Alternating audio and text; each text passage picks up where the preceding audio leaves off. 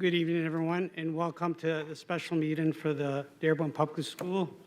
It's April 14th, and it's 6:07 p.m. I call the meeting to order. Roll call. Trustee Bazzi. Here. Trustee D'Ambrosio. Here. Trustee Moser. Present. Trustee Petlicoff. Here. Trustee Subah. Here. Trustee Zahar here. President Al-Jahmi. Here. All right, so the next item. Next item is the Pledge of Allegiance.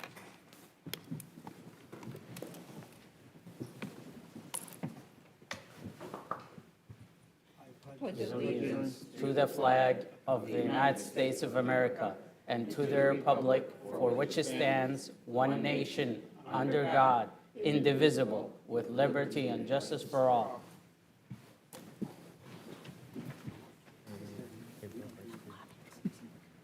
All right.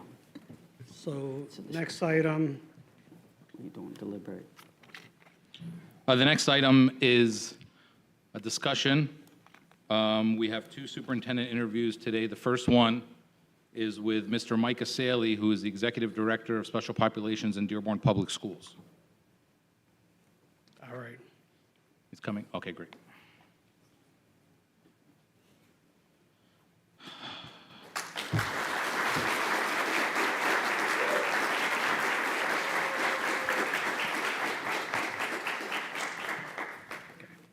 So, good evening.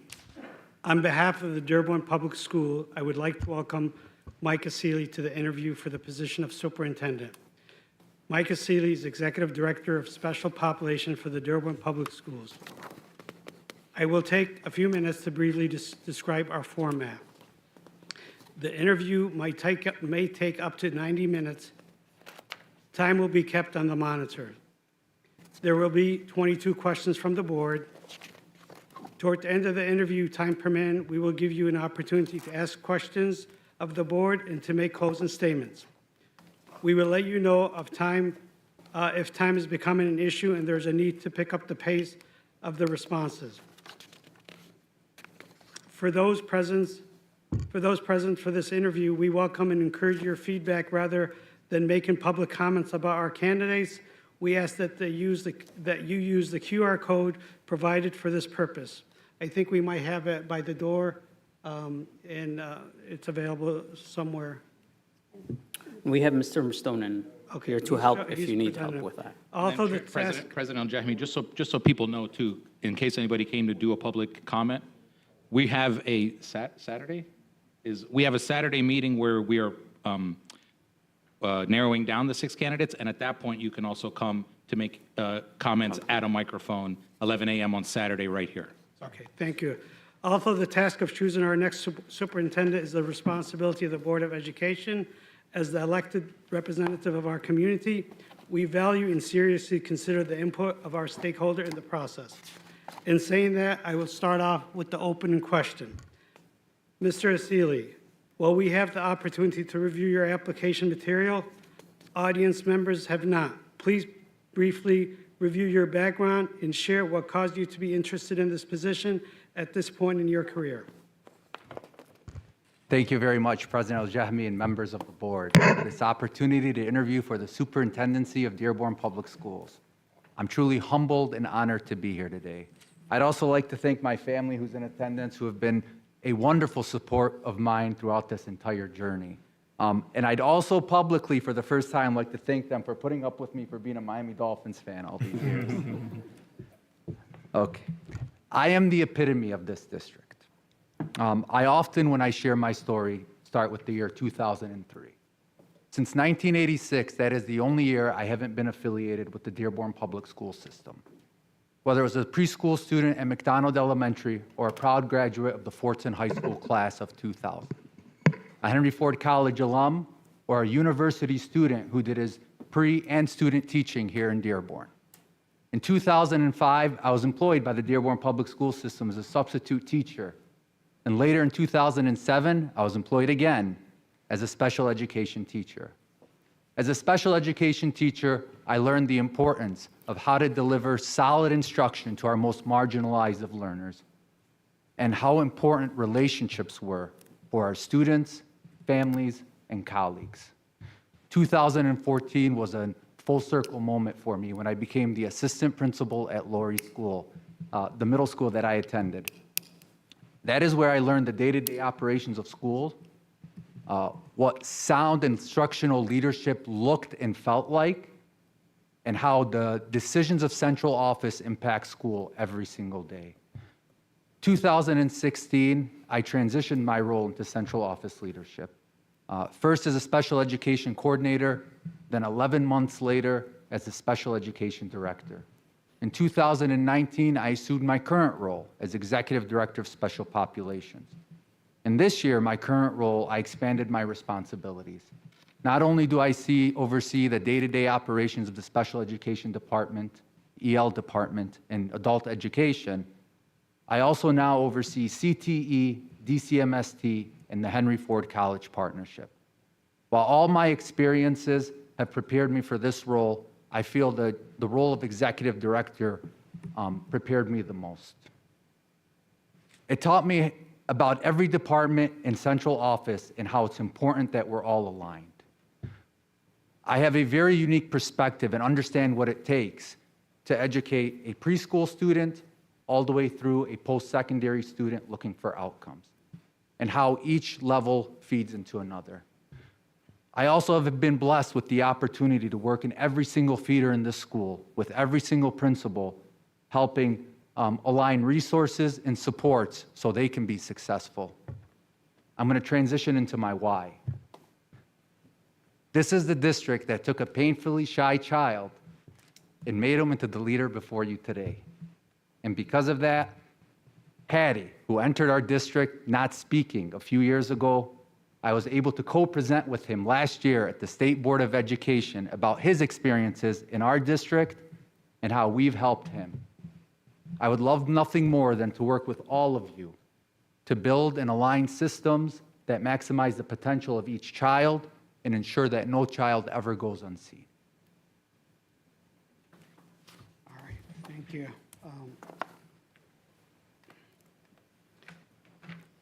The next question. Based on what you know about our district, what do you believe are the 2 or 3 most critical long-term priorities we must address? Okay. And how do your background and skill position you to lead that work? Thank you, Trustee El-Jahmi. I think we can all equally agree that infrastructure is a priority right now in our district. We have some schools that are over 100 years old, and some of them are in some serious need of maintenance and upgrade. However, I'm going to cheat a little bit and I'm going to pivot right now. I'm not going to talk about infrastructure, but I want to talk about other priorities I feel are critical right now. The first one I'm going to talk about is our proficiency in literacy. In 3rd grade, about 51% of our students in Dearborn schools are reading proficiently. By the time they get to the 7th grade, that drops down to about 38% of our students. While I'm excited about some of the things we're doing right now in the district, such as a resource that includes the science of reading. In addition to that, training our teachers on different methods to deliver instruction. I believe that we can still do some other things. So when in my current role right now, one of the first things we tackled was literacy. What we did was we trained all of our teachers in brain-friendly reading, which is an approach to teach the science of reading. And that was great because it was transformational, because other departments ended up training their staff with that specific strategy. But coinciding with that, we developed a specially designed instruction guidebook. And within this book, it went very detailed about how the brain learns and the impact of the learner in the classroom. One specific area we looked at was working memory. For those who don't know, working memory is when the child gets information, it's the information he's getting while he's processing to connect the dots, okay? Right now in our district, about 80% of our students are economically disadvantaged and 45% of them are ML or EL learners. Those learners, as a byproduct, their working memory comes in a little bit more foggy. The muscle isn't weaker, it's just more foggy. They have other things going on. As an EL learner, you're trying to figure out what words mean. As a student that's economically disadvantaged, I know Trustee Bazzi, you mentioned it yesterday, there may be food insecurity. So as a result, our teachers are doing all the right things. They're doing great things, but what's happening is kids aren't connecting the dots. So I'm actually right now part of what we call letters training. Letters training was a state mandate. I know other states adopted it to raise their literacy scores. It is the first reading program that I've gone through that actually talks about brain science and how important it is. So that is one thing that I think that we can do, and another way we can strengthen. And again, I think we're doing some great things. We're on the right path, but how do we strengthen all this to make sense? The second thing is the complexity of needs of the students that are coming in. We're seeing more students with behavioral and mental health challenges than ever before. It is imperative that we continue to have a strong multi-tiered system of supports in this district, a strong MPSS system. MPSS is not just about instruction. It's about teaching the whole child. It's about that behavioral health piece. It is where, as part of the Tier 3 process, you're getting a bunch of wonderful educators around the table to figure out exactly what the child needs to help support them. Mental health. Today, there's more students than ever coming to us with anxiety and depression. That's going to impact learning. It's the reality of it. Now, I'm very happy over the last 10 years through some competitive grants, we've been able to more than double the number of social workers in the district. It's very important. We've also been able to ensure that there's more access to mental health. We actually have mental health providers on site right now in our schools. And obviously, a lot of you know about Care Solace. Whoever is superintendent in this district, that must continue to be a critical area that we work on. And then finally, it starts with us at central office. We must be aligned. We do some great things around here. However, does it all make sense? Does it all connect together? Okay. The more we can align our systems to ensure that we're meeting the needs of every single student, the more that we win. That's when we support our principals and we support our teachers who are doing amazing things in the classroom. So just to reiterate, I know infrastructure is very, very important, and I'm here ready to lead whenever the decision's made on that. However, my 3 areas of priority right now would probably be literacy, behavioral mental health, and alignment within central office. Thank you. The next question is, tell us about a time when you led through a crisis or significant change. What decision did you make? What was the outcome? And what did you learn that you would apply here? Okay. This is going to be very, very hard to discuss because I'm going to try to keep some things.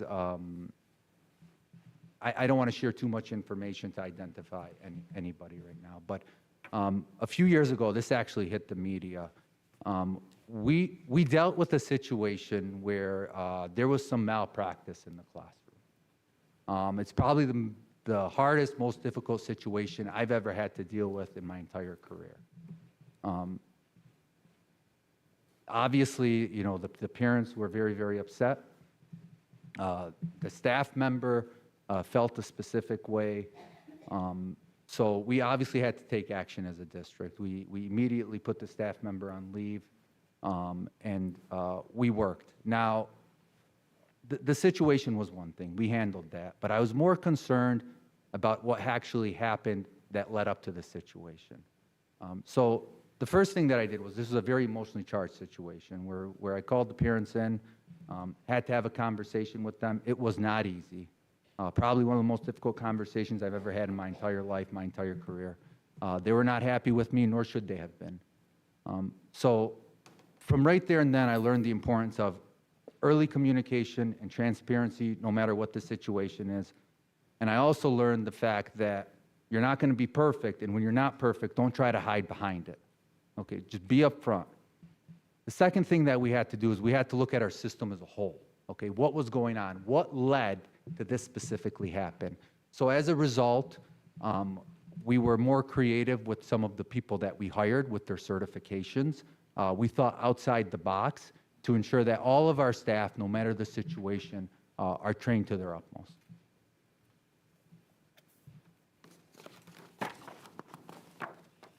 Ahart, Chair. Trustee Ahart. Okay, Mr. Esseily, you're going to be 3 questions with me, too. Please share with us how you have gone about building and maintaining successful relationships with all members of the school community. Specifically, share an example of how you built a productive relationship with a resistant stakeholder group. Okay. Thank you. So I think relationships are everything, in my opinion. Relationships is what builds trust. Without trust, you can't move a system forward. The key to relationships, though, is always actively listening to people, no matter what the situation may be. So I'm going to kind of go through each stakeholder group right now to talk to you how I would build relationships, and I'm going to tell you with the last stakeholder group some of the challenges I had and what we did. It starts with you guys as a board. What is your relationship going to be with me as the next superintendent? This is what you're going to get from me. You're going to get proactive communication. You're going to get the full story, all the details, to ensure that you can make informed decision no matter what the situation is. And hopefully we're going to have a no-surprise culture.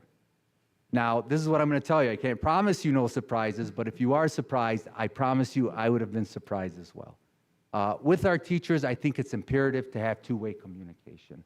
As much as we're communicating, as much as we're speaking, as much as we're trying to empower our teachers, you better listen, okay? Our teachers do great things in the classroom. They have great, unique perspectives that sometimes, as an administrator, you're juggling with a lot of different things, and you don't understand what the impact is. So it is critical. With my staff, they know that they can always come to me. You know, I hate using buzzwords, but I have an open door policy. And here's the thing. There's no situation that's too small either. What you may, you know, as an administrator, sometimes you're juggling 1,001 things. So when people come to you and want to speak, you have to assume it's important enough to them, so you have to communicate with them. In addition to that, with staff, if we're dealing with total full staff communication, I think it's important to be clear. And if it's a situation that impacts them, I think regular updates become critical as well. With parents, when I first came into the special education department, this was an area I believe I was struggling with. I think there was a lack of trust, not me, the department. There was a lack of trust between parents and the special education department. I felt it. If I was at a community meeting, not many people would come up to me, kind of odd. We were dealing with it here. If you were on the board at the time, you were dealing with it here. We had parents, it was like almost the special ed show at times, and that's the way that I felt, and it was very, very hard. So I had to make a conscious decision, and that decision was simple. I was going to go out of my way to make sure that parents knew and felt that they were heard, whether it was over coffee, whether if I was at community events, making sure that I took the extra step, whether it was knowing one of their children was sick or whatever the situation may be, visiting the home, visiting the hospitals. I had to make sure our relationships were solid if I ever wanted to move forward with any specific group. And those are some of the things that I believe I did. Also, in addition to that, we now have a special education PTA. I believe we're probably the only district in Michigan that has a special education PTA that provides for voice with the parents. So the reality is relationships are something you're always building on. They're always ongoing. And it's not a transactional thing. It's got to be done with the best intentions that you want what's best for people. Okay, I regret to inform you, I actually have 4 questions with me. Oh, Sorry. you're good. No regret at all. So just one so far, and they're all about district relations. The second one is, give an example of community leadership you provided outside of day-to-day district duties, and how did it benefit community support for the district? Okay. I can give a couple examples, but one example that really comes to mind right now is the inclusive parks. In fact, I know somebody who's in this room right now that I worked very closely with him on those exclusive parks. And I'm not going to sit here and tell you that, oh, I was the lead or I was the face. No, I was a support. But I believe what ended up happening was I met with a couple of parents that meant a lot to them, that they wanted more inclusive parks in the city. As a result, one thing that I did, and you're going to see, I'm going to give all of you this wonderful professional binder in here. It's going to have a couple letters in here, and that's one of them. I wrote a letter to the city council in support of inclusive parks. And years later, the inclusive parks were here. So that was a wonderful thing. Another thing, though, that's very important, and I wanted to save this, but I'm going to give this example right now, is it's part of my job, but it's really not. I had the opportunity to lead an EL advocacy group at the state level. The group consisted of lobbyists, it consisted of EL directors, it consisted of superintendents all across the state. And what we were doing is we were meeting on a periodic basis for a couple of reasons. One, we wanted to strengthen EL services in the state, but two, we wanted funding to do that. As a result, as the leader of that group, we actually wrote a letter to the governor of Michigan. And then months later, not even months later, weeks later, the governor proposed her budget, which included an equity model, meaning the more EL learners or the more needs they have, the more money district gets. And it was a wonderful win for us. It's very exciting. In fact, it impacts Dearborn because I believe next year, if this goes through, we're slated to get about $6 million more. So both of those things I think were very, very exciting. I have a third example too, but I don't want to run out of time, so we'll go from there. Okay, my next question is, how do we create a district-wide culture of continuous improvement, aligning our actions to achieve strategic outcomes? Okay. I opened up with talking about alignment. I think it's critical that we're aligned. It's critical that we have a solid vision and mission that everybody understands, and it's critical that everyone feels that they are a part of that mission and vision. They can see themselves and understand how their work connects to that vision and mission. I think that's the first thing. The second thing, as leaders, we have to champion the vision and mission. We have to celebrate the wins. We have to celebrate our people when they produce outcomes for us.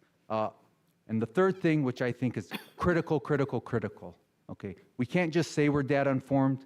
We have to really be data informed. Data is our friend, and it starts here with us as leaders. We need to review data some more, and then listen to the data. Sometimes data is going to tell you, hey, you're doing some great things. Sometimes it's telling you, hey, you're not doing what you need to be doing. So you have to have the courage enough to understand that and pivot, whatever the situation may be. I think, and then finally, outcomes and accountability, okay? In special education, one of the first things that I took on, and I still remember this department meeting, is I got in front of staff and I said, you know, I don't want you to worry about compliance. Sorry, Trustee Solb, I know you love compliance. I don't want you to worry about compliance. And what I meant by that was, I don't want you to worry what boxes you check on the IEP. If we get a complaint because of that, I'll handle it. I want you to focus on teaching and learning. We want outcomes because guess what? If parents know their kids are learning, you're not filing a complaint because you checked the wrong box on the IEP. I promise you that. And that is a culture of outcomes. And then with that comes a culture of accountability. And sometimes we think of accountability as going to the HR office or whatever the situation is. Now, that may be part of it, but that's not the culture of accountability I'm talking about. The culture of accountability I'm talking about is we're all pulling together and we're holding each other accountable to ensure we're doing what we can do for the betterment of all students. And then obviously you support your staff. Our teachers, again, I know I sound like a broken record, but they work very, very hard. We have to continue to support them so they can continue to do the great things they're doing within the classroom. All right, the last question with me under district relations is, how have you obtained and utilized stakeholder feedback to modify district priorities? Provide a recent example and the impact it provided. I'm sorry, could you repeat that one more time? Sure. Since it's your last question, I want Sure. to repeat the Sure. question once more. How have you obtained and utilized stakeholder feedback to modify district priorities? Provide a recent example and the impact it provided.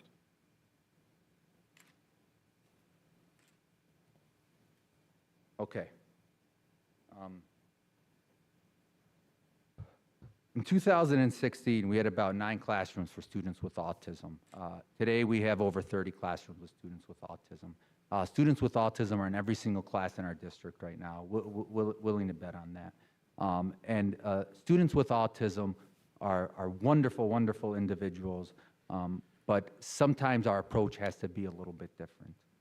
So one thing that I was continuously talking to with all stakeholders, whether it was with the union, whether it was with principals, whether it was with staff, is we need more strategies to help assist our students with autism. So we got to work. We rolled up our sleeves with with my team, and we started to develop systems. Some of the systems we developed were one was a paraprofessional university, where we actually had a system where paraprofessionals were being trained, especially the ones who are working with the students with autism to ensure that they have the utmost of skill. The second thing is we were bringing trainings into the district. One of the bright moments for me was a couple years ago, maybe 2-3 years ago, when our keynote speaker was a board-certified behavioral analyst whose role was specifically behaviors and behaviors related to autism. And I still remember the survey after that opening day PD and how much people appreciated it and loved it. Talk about, things that were really, really transformational and providing people with what they specifically need. In addition to that, we've contracted with other people around the state to continue to grow our skill set to handle complex behaviors, whatever they may be. Sorry.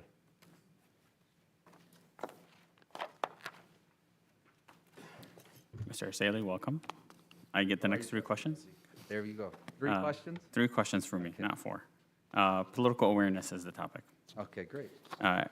As our superintendent, how would you advocate for political action that benefits our district and public education throughout our state?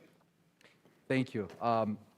I answered part of that question already, I believe. The thing is you have to develop relationship with some of your legislators.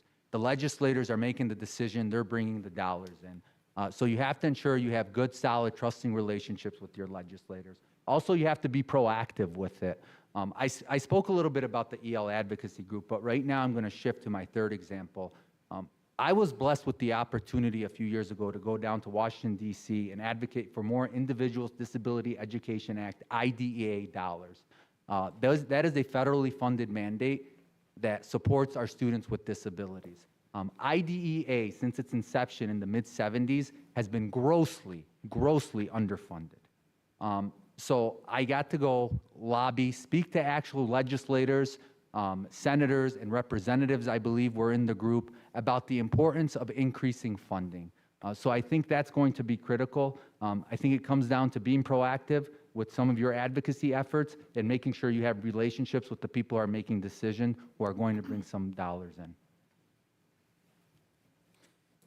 Superintendents are often faced with making decisions when there is no clear right answer and the community is divided. Please describe a time when you faced such a decision, including how you approached the decision-making process and how you worked to build understanding and support for the direction you chose. Welcome to the world of special education. I often make some very, very challenging and difficult situations. Many of them are involved or around student placement. Whether students are moving from a special education classroom to a general education classroom, or usually vice versa, from general education classrooms to special education classrooms. In special education, it's very, very nuanced. There's laws with the federal IDEA statute and the Michigan Administrative Rules of Special Education. You also have very emotionally charged situations. Sometimes you can have, in one meeting, 5 different perspectives. And in addition to that, you're trying to always, no matter the situation, balance and do what's right. But the heaviest thing is sometimes moving students from a general education placement to a special education placement, you are changing their educational trajectory sometimes, meaning you're moving them from earning a diploma to earning a certificate of completion. That weighs heavy on you. Now, you're also dealing with a lot of other, I know I said the word nuances, but a lot of other nuances as well is, what is the data telling us? How often is this? And if we intervene and do different things, can we possibly keep a child in their least restrictive environment? Least restrictive environment means being with neurotypical peers as much as possible. So you can imagine those situations. I've had to deal with many, many situations like that. I don't want to go into one specific one, but I can tell you one had an additional layer where I had parents emailing and calling me about a specific student that wasn't their own child, advocating for me to remove a student from a classroom. Those are very, very hard. And the reality is you can understand every perspective.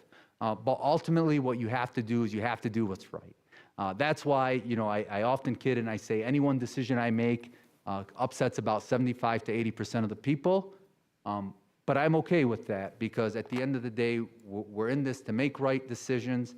And sometimes these right decisions, they're not easy to make.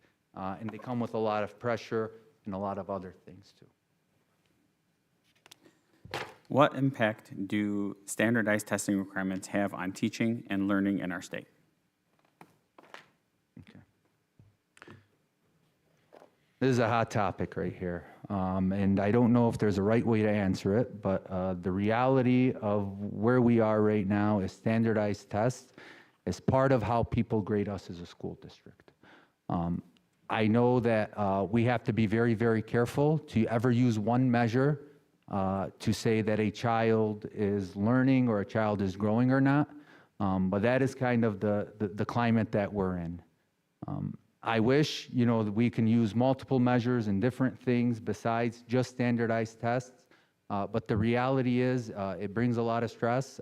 It also brings the risk of sometimes teaching to a test, which we have to be very, very, very careful about.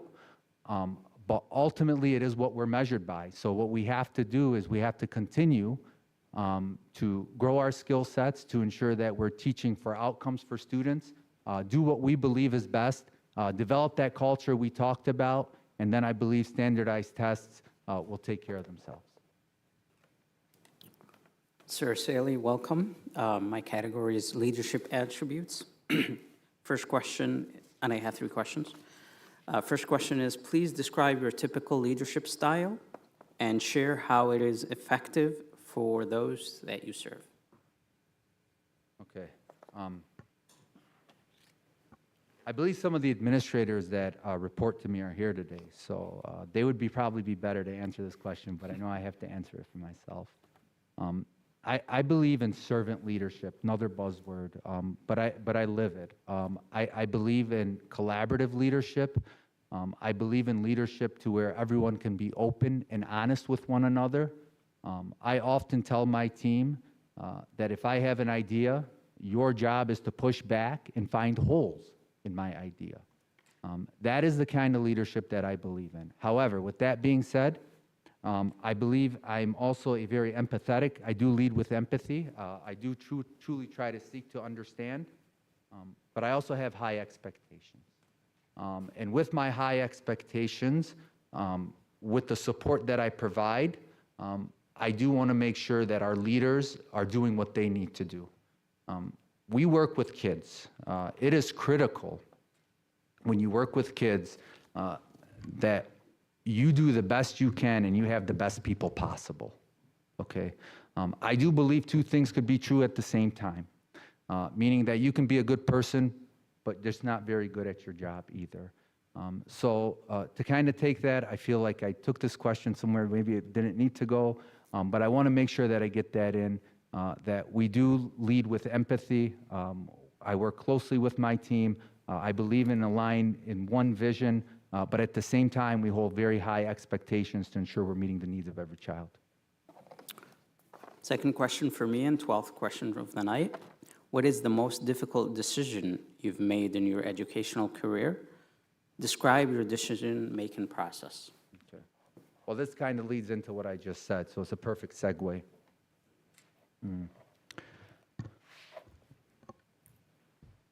So, kind of I believe that 2 things could be true at the same time. I had somebody who was reporting to me who was in a leadership position a few years ago. He was a great person. He did some really, really fine things, very, very smart.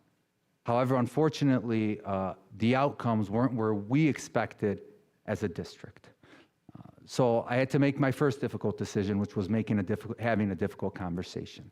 After that difficult conversation, I tried to support this person. Met with them regularly, assigned a mentor, did everything we can do to help build up that person and support them. At the end of the day, I believe a leader should also be judged based on how well people who report to him are doing and how much they are growing as well. Unfortunately, after a while, we still didn't see a change in outcomes. So I had to make the decision, another difficult decision, to include our human resources department. Fast forward through everything, the person ended up leaving the district. But prior to that, though, prior to when they were here, the community got involved a little bit. I was getting some emails from parents, from staff members who kind of caught wind of the situation. But I always knew that we had to do what was right regardless of the situation. So now fast forward, the backfill of the person came in, somebody that we identified as who we thought had a great potential. Outcomes changed in the program, a lot of respect for this specific individual, and really has been a huge part into the direction change of the department. So I think that was one of the hardest decisions I ever had to make, but I kind of have a rule. I know difficult conversations are hard, but to me, what's even more difficult is students not getting what they need. Next question is, how do you inspire and engage the entire school community in support of the district's vision and mission? Could you repeat that one more time? Yeah, sure. How do you inspire and engage the entire school community in support of the district's vision and mission?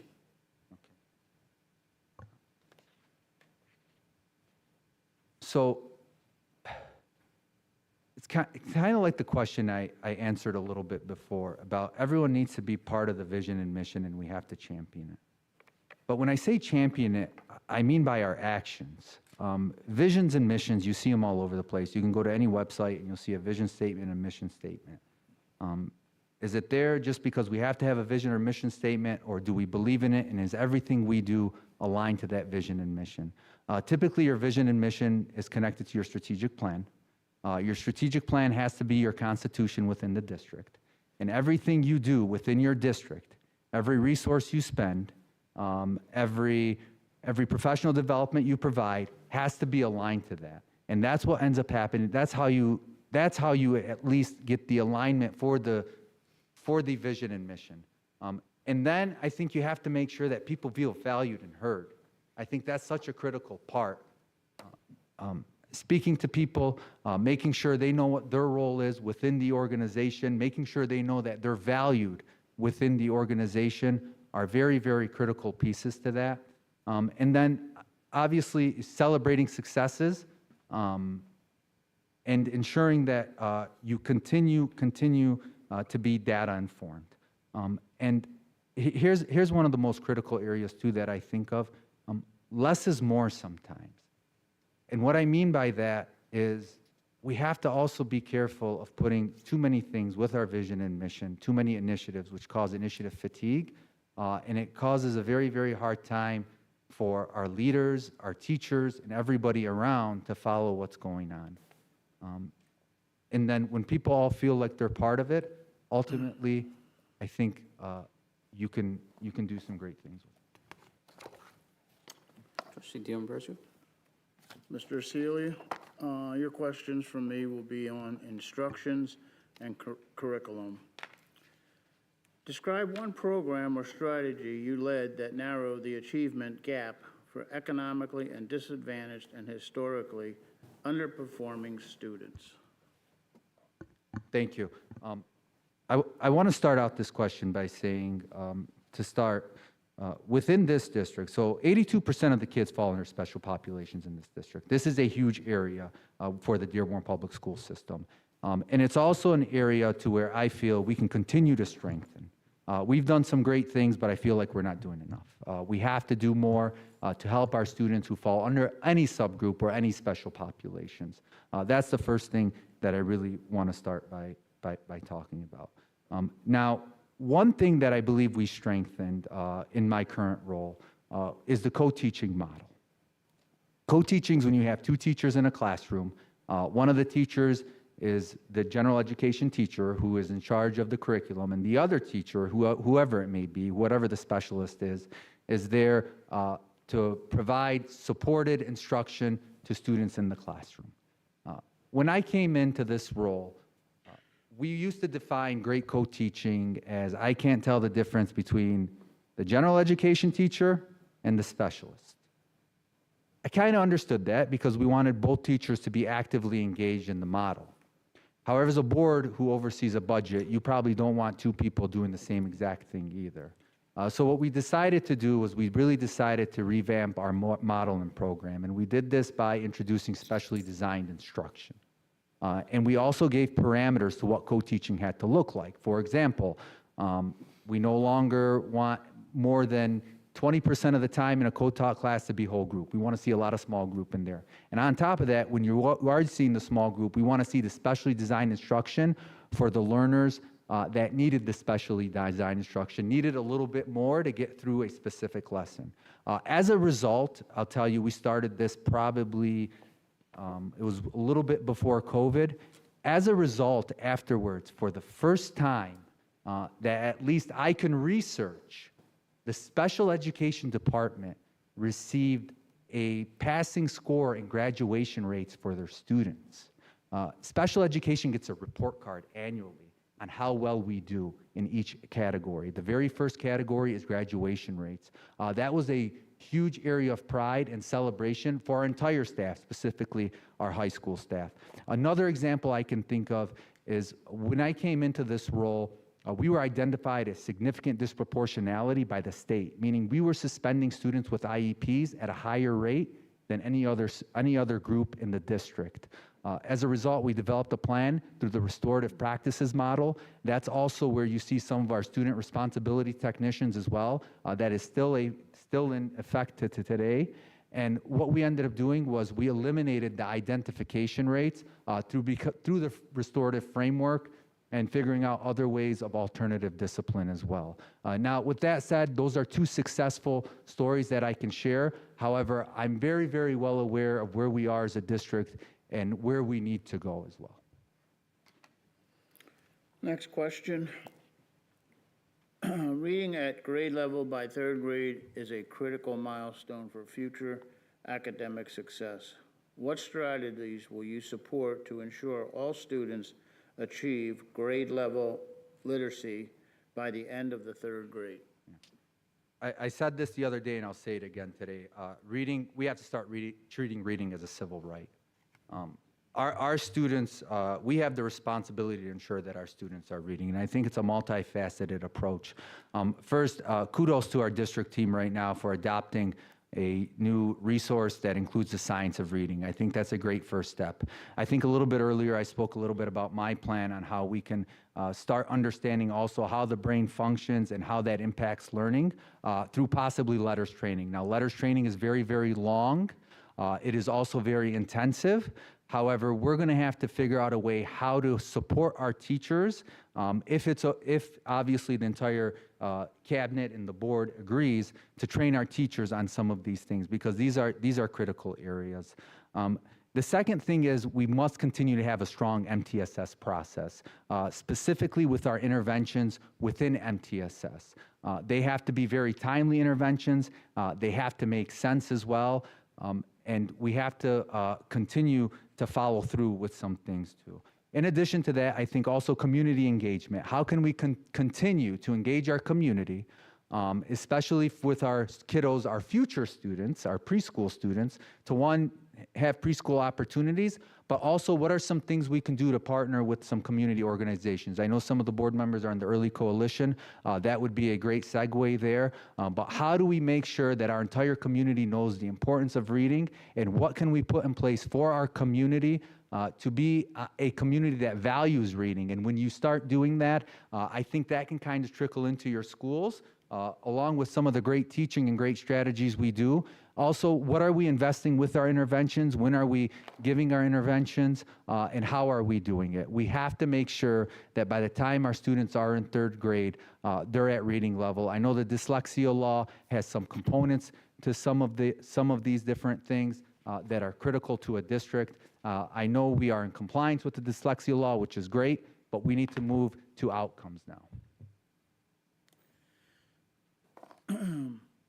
What are the most urgent challenges for special education in our region, and how should these challenges be addressed?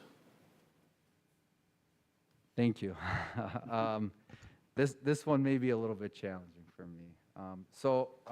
I do want to start by saying, within special education, if you ask me, one of the greatest challenges we have right now, and I'm looking at it from a systems approach, is we have to move from a culture of compliance to a culture of outcomes.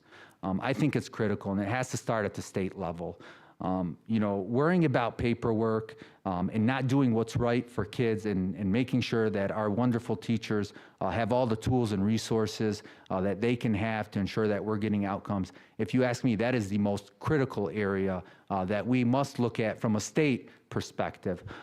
Locally here within Dearborn, I think, a huge challenge, and I mentioned it a little bit earlier, is just the growth with some of the behavioral disabilities. I think that's taking a toll on the system. It's growing a little bit faster than I think the system can really keep up with.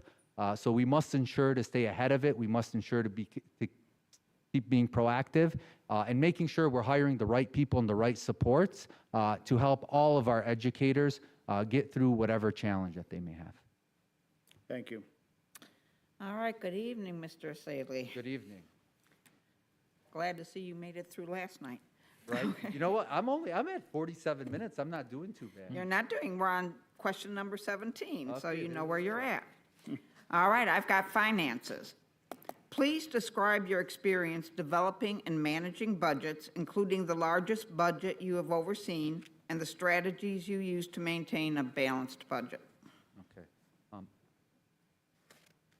I believe I oversee the largest budget in the district.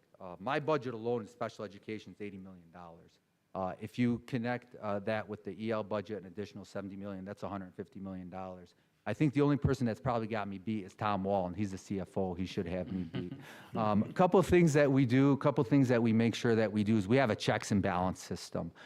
We make sure that every single dollar that we spend, one, we're in compliance with every dollar we spend. A lot of our money comes from many different sources. We get federal money, we get state money, we get county money, we got grant money. We have to make sure we're always in compliance. So we have systems of checks and balances within my department, but also systems that we've connected with our operations department as well. So I think that's first and foremost. Secondly is we have quarterly reviews. We're always looking at the budget, making sure I'm underspent.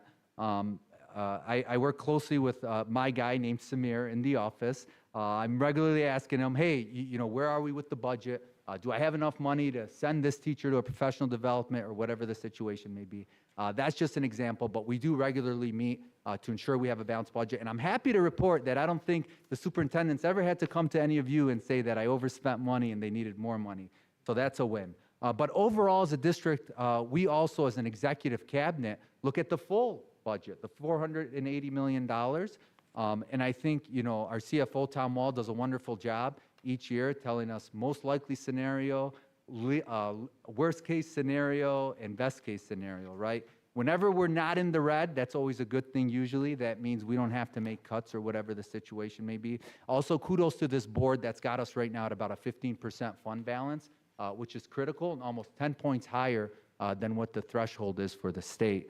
So I think ultimately a balanced budget is having responsible spending, aligning it to your strategic plan to ensure that you're getting the most out of your dollars and you're producing outcomes, and a checks and balance system. I think that's critical. Okay, how would you ensure that our district spending is aligned with our priorities? Yeah, I think that's critical, right? Your strategic plan. I'm going to say it again. It's your constitution.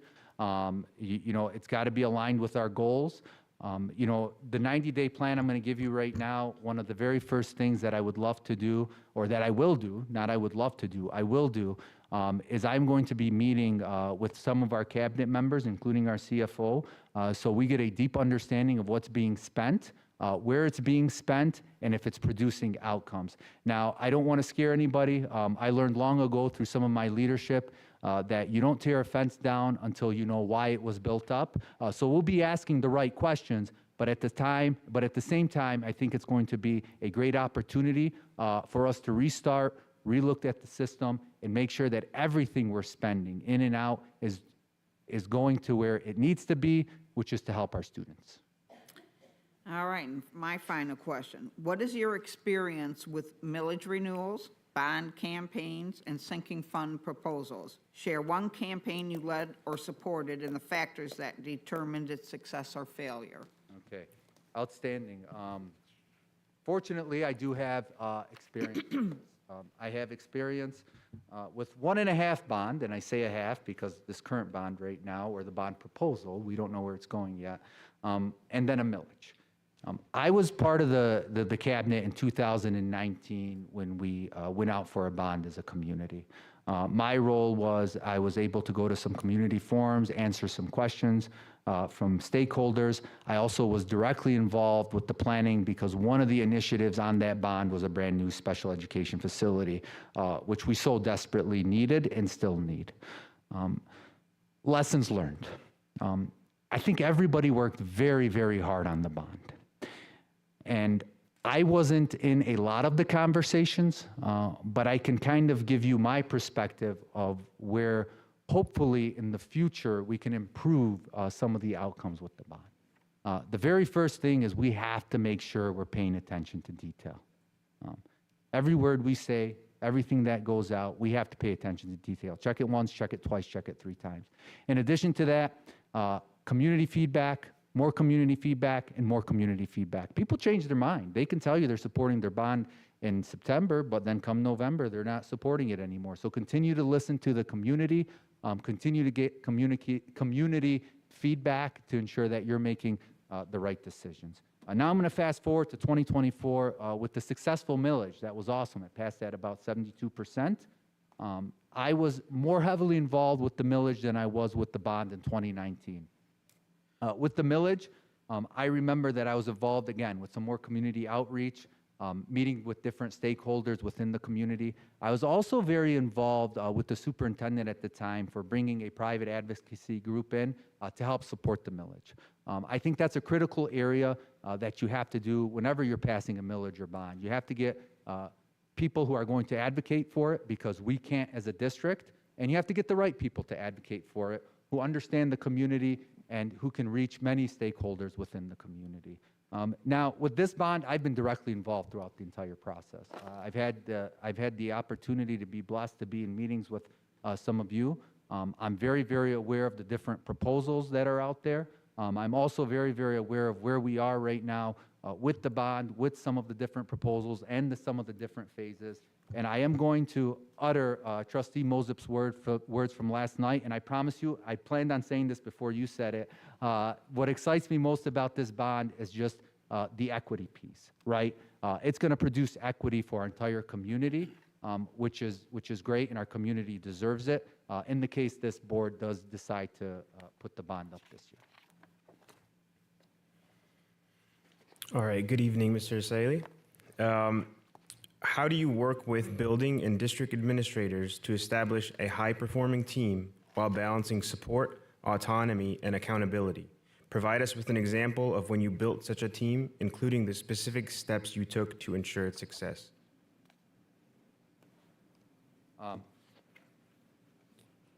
I love my special education team. Okay, I believe this is a prime example, and this is kind of what we did with the team. So obviously it starts with me.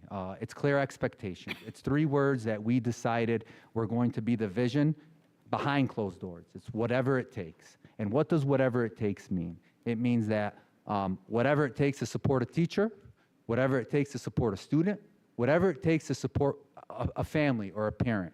That was our vision. We set that. It was crystal clear. Everybody bought into it, and we kept rowing in the same direction. We have very collaborative meetings to where sometimes we don't always agree. That is extremely healthy for an admin team.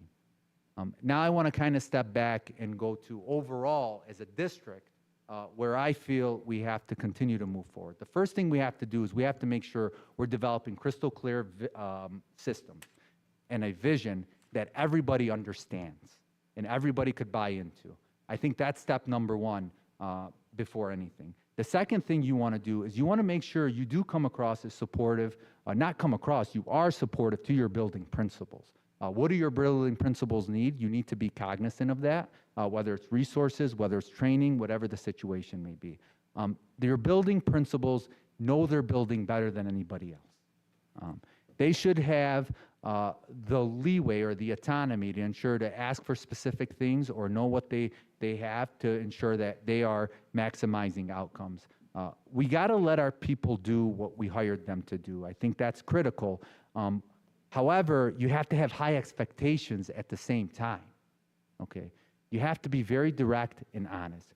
So when you have a data-informed culture of outcomes, I believe you look at data, and data not just test scores. Data is a lot of different things. Data could be how the community feels, how your teachers feel. And you have to be able to ensure that you're supporting people to ensure that they have a high culture within their building. I think that is another critical area too. So it starts with systems, then you support, and then if we're seeing that some things aren't working well in the building, we should know that at central office, okay? Obviously, you want to make sure your building leaders know that as well. And when we start seeing that, we should come in and provide more additional support to try to help people. At the same time, having conversations and trying to figure out what's going on. From there, after support, you have to make sure that people know that students are going to be first and foremost with everything. And however, again, I'm going to reiterate, our culture has to be a culture of building people up and a culture of high outcomes. And I believe that when everyone is rowing in the same direction, you'll get that. But at the same time, having difficult conversations may be part of all of this. Question 21. How would you assess the culture and climate of our district, and what steps would you take as superintendent to positively influence and strengthen it? When I think of culture and climate, or climate and culture, I think sometimes we use them interchangeably. To me, they're two separate things. To me, a climate is how you feel, a culture is who you are and what you do. I do believe it's very possible. Again, two things could be true at the same time. You can have a very high climate, but a poor culture. And sometimes the other way around. I've seen it where you have a very high culture. You know who you are. You're very outcome driven, but there's a poor climate. The best systems that we operate within the district, whether it's at a district level, department level, or school level, have high climate and high culture. People feel valued. People feel respected. And there's a culture, there's a very, very high culture of outcomes and excellence. Prime example of this was in my assistant principal experience. When I was at Laurie School, I saw a building that had high climate, high culture. How did I know that? Okay, they didn't need the assistant principal or the principal to come in and tell them what to do. They were driven. They were driven because they developed a culture of excellence. They held themselves accountable to ensuring that students were moving. Okay? I think that is so imperative. And I tell you, the word accountability could mean many, many things to many different people. The best accountability you have, though, is when we're holding ourselves accountable to move our district forward.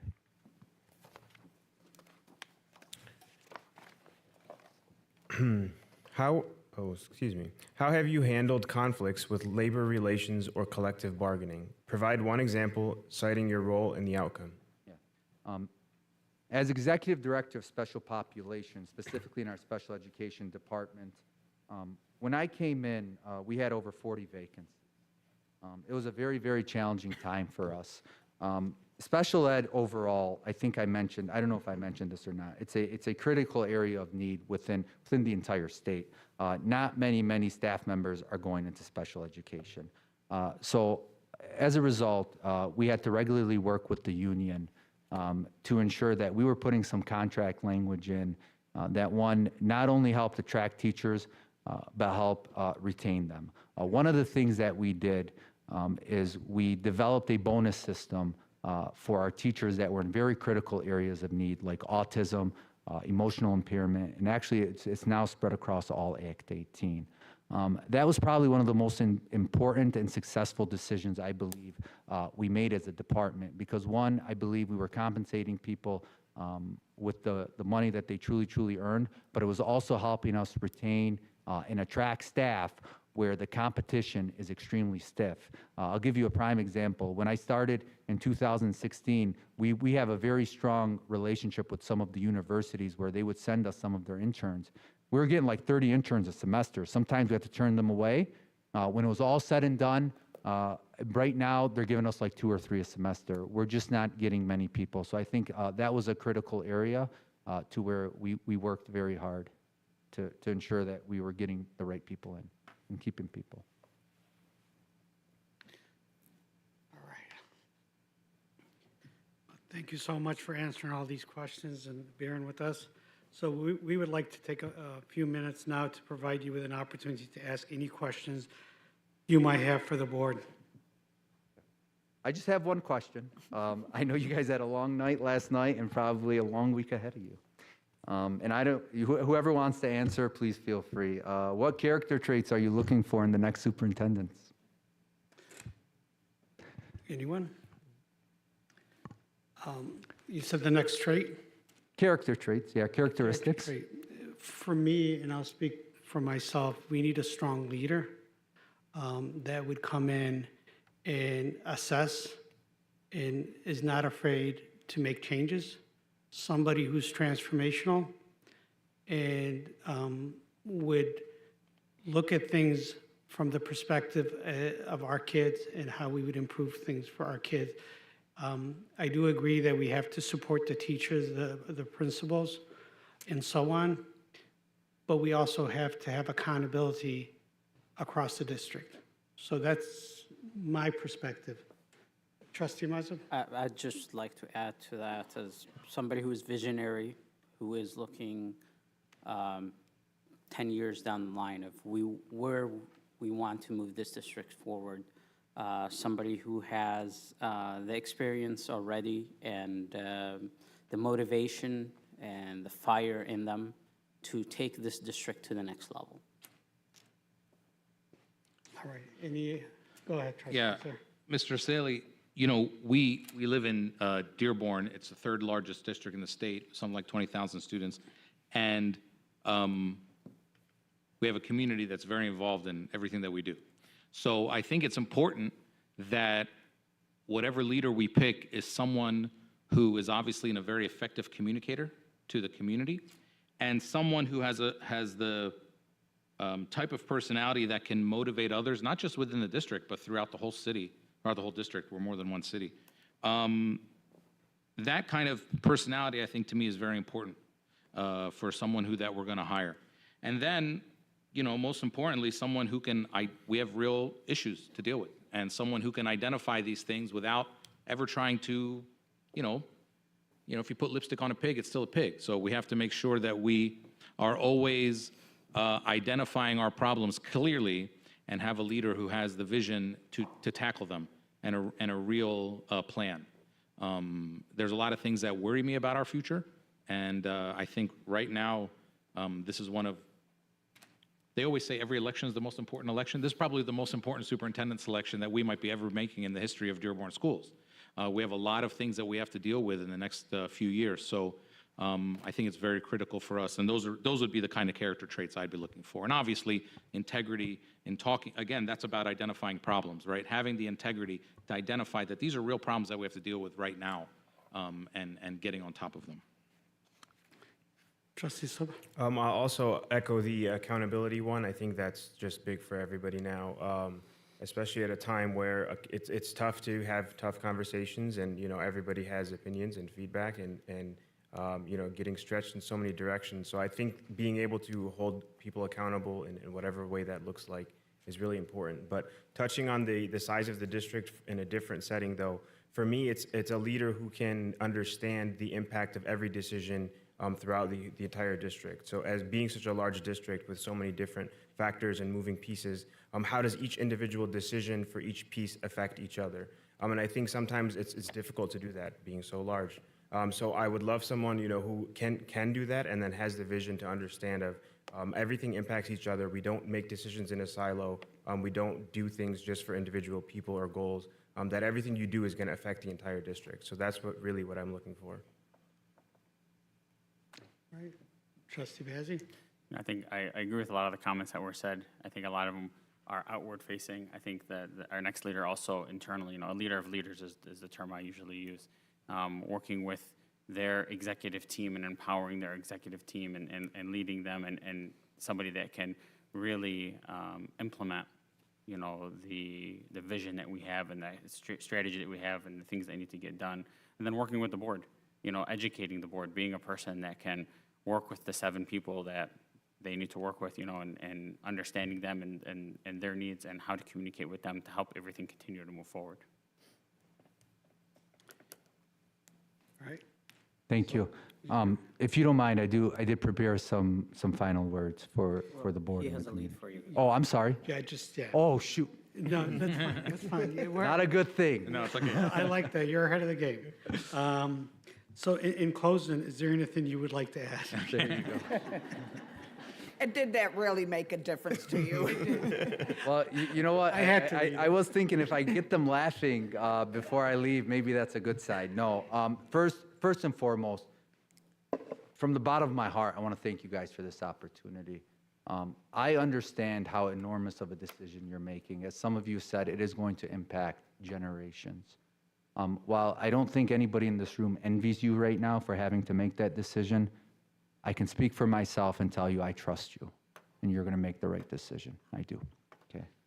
Thank you. With that said, All right. no, I still have more. Done. He's still going. You're not going to take this part away Oh, from me, go ahead. President Al-Shami. He's got 27 minutes left. So. I got 27. No, I'm not going to use all 27. Okay. All right. Dearborn Public Schools is who I am. It's where I grew up. It's where I was shaped. It's where I've always chosen to work. I came to a system with massive staffing shortages, a compliance-only mindset, unhappy parents, and problems with the Office of Civil Rights. We put together a team and a vision, and from there we developed and aligned systems to shift from a state-driven compliance-only model to one focused on compliance and outcomes. Most people don't know the complexities of the special education department. It is a district within a district. It influences every department and school. Over 600 staff members, an $80 million budget, amazing parents who teach you passion, empathy every day. Parents often register their children at our schools, often bringing us students who face challenges. We take in the child who doesn't read, with the parent told to believe that he never will. The student who doesn't talk, with the world's expectation that this will be the case forever. And the one who can't walk, with parents fearing this will be lifelong. Then our educators come in. They work with the student who couldn't read and soon he's reading and writing. The student who couldn't talk, eventually utters his first words to his mom. And the student who couldn't walk proudly crosses the finish line at a community run. Being the special education director is the proudest role I've ever held. I often feel humbled that I lead such an amazing staff that has made all this possible. I don't believe I can compare to their excellence. They consistently prove to me that nothing is impossible. I'm proud. For the last 3 years, we've received the highest rating from the Michigan Department of Education in compliance and outcomes. Districts are driving hours to experience our programs firsthand so they can duplicate them. A State Department using our vision to help and shape their own, 0 federal and state complaints this year, and graduation rates meeting expectations for the first time ever. Most importantly, parents who were once our biggest adversaries are now our biggest allies. There is no doubt in my mind I can lead this work at the superintendent level. If we want to build a culture of outcomes, raise literacy scores, and ensure that every high school student has the tools and confidence to be leaders in the world, then I am ready to lead. Thank you all so much.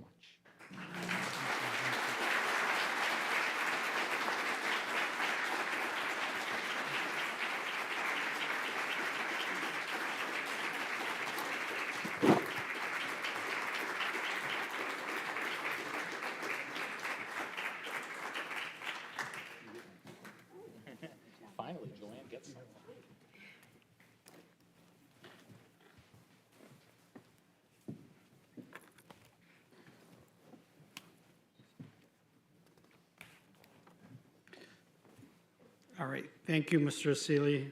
We appreciate your interest in the superintendent position for Dearborn Public Schools. The board is interviewing 6 candidates this week. We will let you know after our meeting on Saturday, April 18th, where we stand in our search process. Thank you for your participation in the first round. Thank you.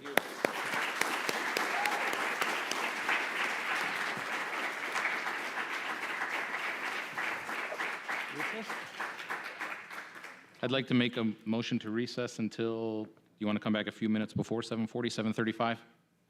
What time does the It's next interview? 7:20, right, 7:18. No, what time does the next? 7:40 is the next scheduled Next interview, one, so okay. 7:35? Huh? Second candidate. Oh, Just maybe- okay, 7:30. It's Yeah. 7:20 now, so motion of recess until 7:30? I'll support.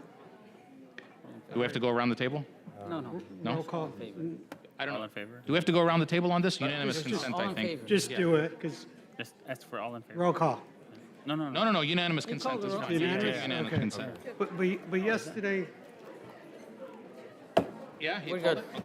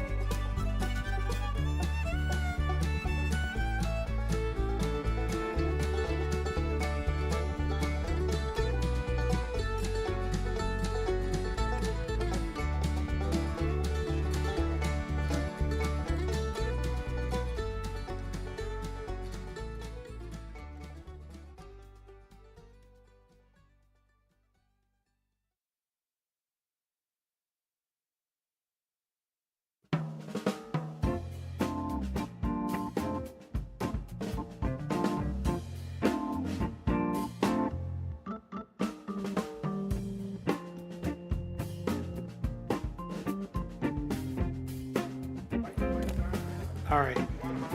Yeah, please. Could I ask everyone to go back to their seat and ask the trustees to join us? Do we have to? That's a tough question.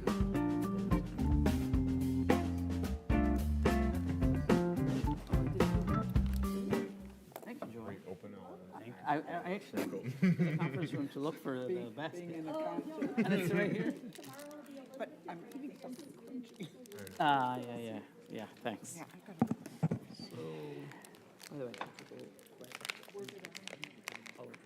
Who are we missing? Loved it. You like the yeah. Oh, that's good. No, it's fine. Where's Ahmed? Where's our secretary? We have to find, Trustees are.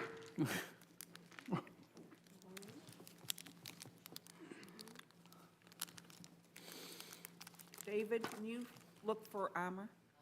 Oh, okay. I think he's in the bathroom. I'm not looking there. Mark it on. There is some advantage to being the only female on the board. We do listen to her. You know, she controls the board. That's just because of my age.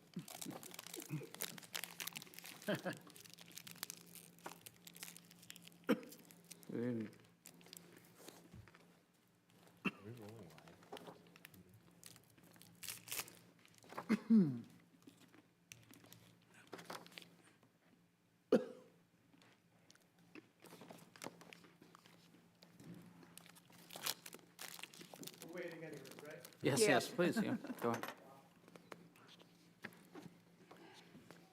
Could you guys tell your friend to come?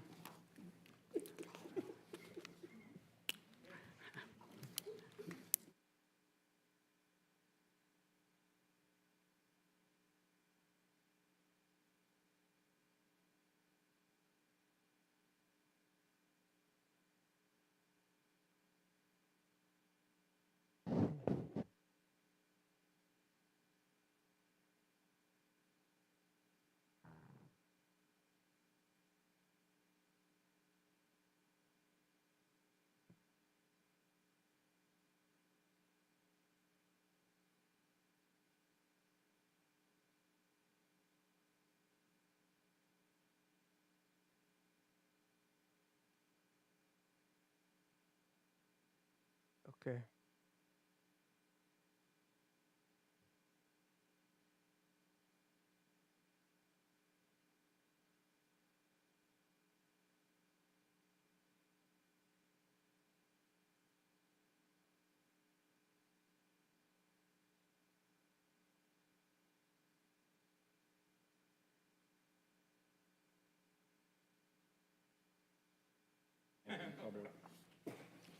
Thank you, David. Thank you, Trustee Moussa, for bringing trustees are. Sorry, sorry. So forgive me if I repeat for the audience. I'm repeating a scripted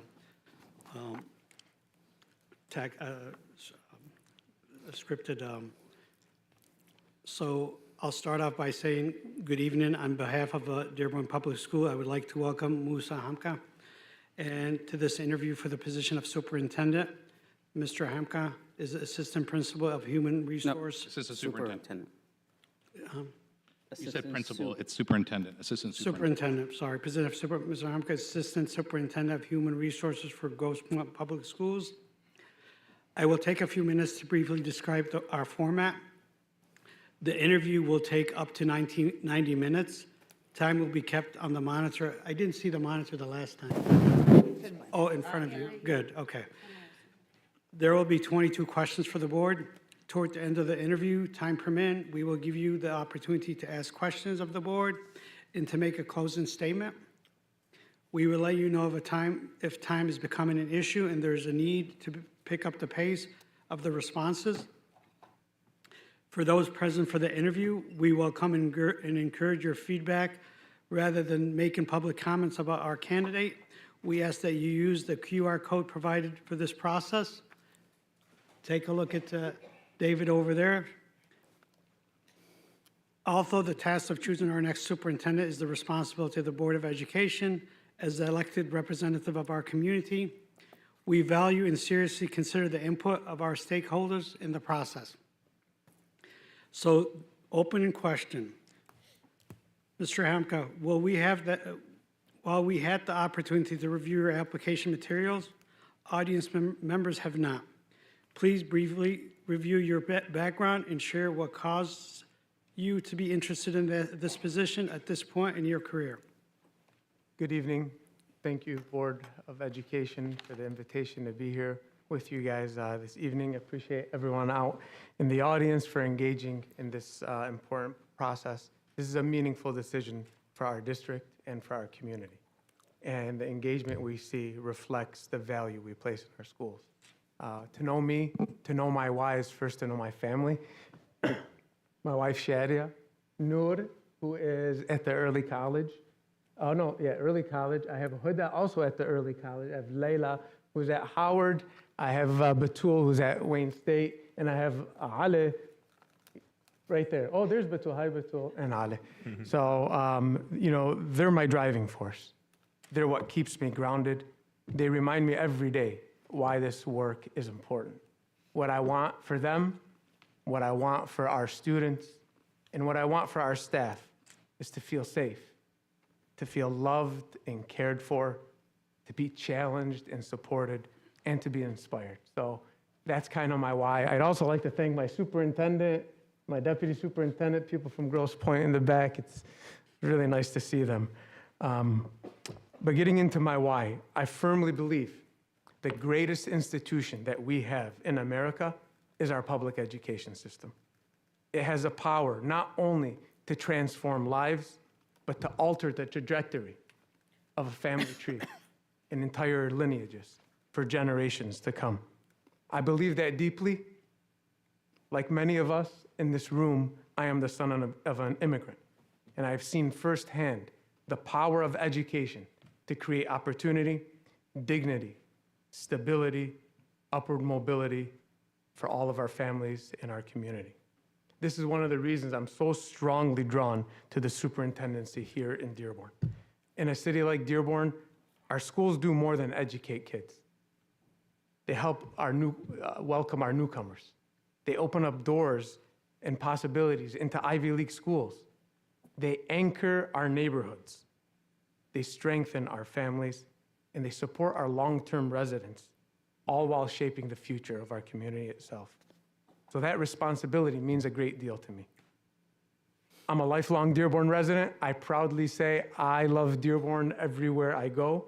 I was born here, I was raised here, and I'm raising my family here. I was a product of one of Dearborn's early innovative high schools. I was at the Academy of Engineering and Technology at Fortson, which I think has since morphed to DCMST. But that played an integral role in my love for math and science. I'm a math geek. I geek out over numbers. I later attended Henry Ford Community College, which this board oversees. I achieved my goal of graduating debt-free. Subsequently, I went to Wayne State, and I earned my master's, my undergraduate and my master's. I've also successfully completed the MLI Superintendent's Leadership Academy. I've earned my Certified Human Resource Specialist endorsement from Michigan State. And next spring, I'll have my CFO endorsement from the Michigan School Business Organization, MSBO. So I have a good sense of the financials and inner workings. But as a parent of 5 children whose educational experience spanned elementary, early college, and university, and soon to be preschool next year, maybe GSRP, I continue to experience Dearborn Public Schools from multiple vantage points. And that gives me an immense sense of pride, but it also gives me an immense sense of responsibility to step up at this time to help lead our future. Professionally, I bring more than 2 decades of experience across several highly respected districts in our region. I started off as a mathematics teacher at West Bloomfield High School. I was an assistant principal at Canton at PSEP, 6,600 kids. It was like a sea of ants during passing time. I later went to North Farmington High School, where I was assistant principal before I ended up in Grosse Pointe. I spent over a decade as a principal at Grosse Pointe South, and this is my 2nd year as assistant superintendent. In my current role, I oversee complex systems, I support labor relations, I guide investigations, and a lot of compliance work, and I work closely with our superintendent and our board. I feel that's strengthened my capacity in governance, organizational leadership, and stewardship of people and of our process. At the same time, my decade-long tenure as principal at one of the state's most premier high schools afforded me the opportunity to lead the core work of our schools, teaching and learning, enhancing a culture of excellence for our students and our staff, establishing systems of support to ensure that they're living into their dreams, and cultivating family engagement. I've also been an adjunct professor at Henry Ford College, Community College. I always call it HFCC, I forget, of mathematics. I've taught everything from developmental math to calculus. And that experience has allowed me to remain closely connected to that post-secondary expectation and that transition from high school to college and career. It's also allowed me to remain a teacher at heart when I'm interacting with our staff. I can relate to them very well. But what excites me most about this opportunity is that Dearborn's already a strong district. It has a proud history, a deep commitment to students, and it has a legacy of excellence and access. And I see this as an opportunity to build on that foundation and help position the district for the future. Thank you. Thank you. The next question is, based on what you know about our district, what do you believe are the 2 or 3 most critical long-term priorities we must address? And how do your background and skills position you to lead that work? We have a lot of priorities in Dearborn. Narrowing it down to 3, if I had to choose, first and foremost would be our infrastructure bond. Second would be increased academic achievement. And the third would be improving the culture of our schools. So first, if we look at the bond, we have a historic opportunity here. We look at where our millage rates are and how they've fallen off over the years. And we look at where our hold harmless, about 30 years ago, we were raising nearly $2,900 a student. That's dropped off to 200-ish, right? There's an opportunity that once that levy on the hold harmless expires to do something really transformational with our schools. So we have that opportunity there. We have the last bond that failed. I hope there's another question subsequent to this that'll let me get into some of my bond experience. But I think we have our work cut out for us in terms of connecting with the community and really looking at what we could do differently and learning from the mistakes that happened in 2019. Academic achievement, that's the heart and soul of what I've done. One of the proudest things at Grosse Pointe South is the excellence that we have cultivated, not just with our students, but also with our staff, their dedication to our kids, the way they love and inspire them, the way they bring joy to the classroom. It's truly something remarkable. And I think that feeds into our students. When they're inspired, when the teachers are in front of them, it really tremendously makes a difference. We put systems in place, MTSS, PBIS, all the things that we have here in Dearborn. But one of the things I did really well is I monitored that feedback.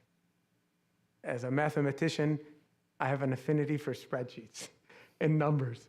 And I think that helped me guide my reflection to make sure that we're making decisions that aren't grounded on opinions or feelings, but are really rooted in a way that's not subjective in the data to help us truly reflect, refine, and adjust what we're doing. The last piece is the culture piece.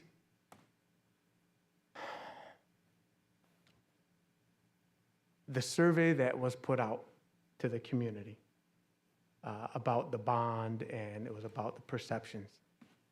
There was one line, it just struck a nerve in my heart. The perception that our schools are unruly.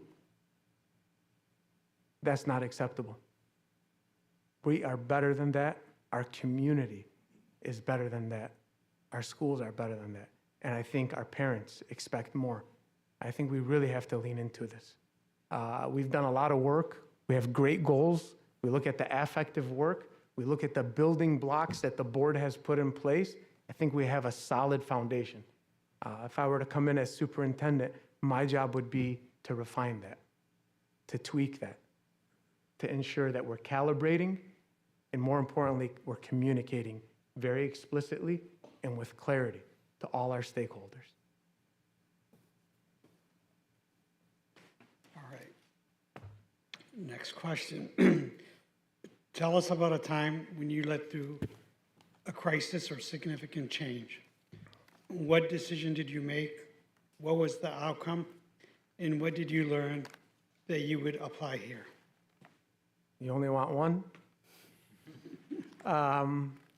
Early on in my tenure at Grosse Pointe South High School, we experienced a series of intolerant behaviors that emerged, particularly at our African American students. And they weren't subtle. They were on social media, they made national news.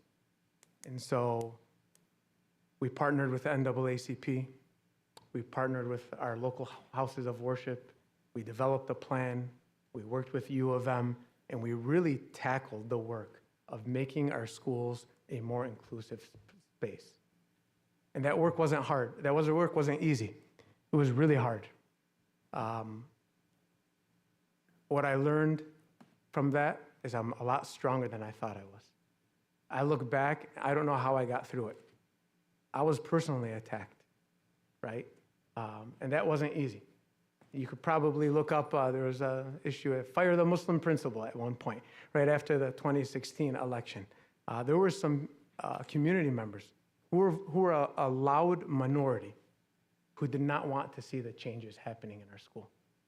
And my job as a leader was to remain steadfast, to lean into those difficult conversations, to welcome people in to have those courageous conversations, but to remain unwavering. And I think what the lasting impact on me is, as leaders, when we go through those difficult times, can we see an initiative through? That's the biggest thing I learned.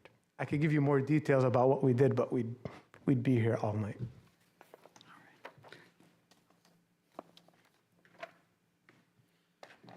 Okay, Mr. Hamka, welcome.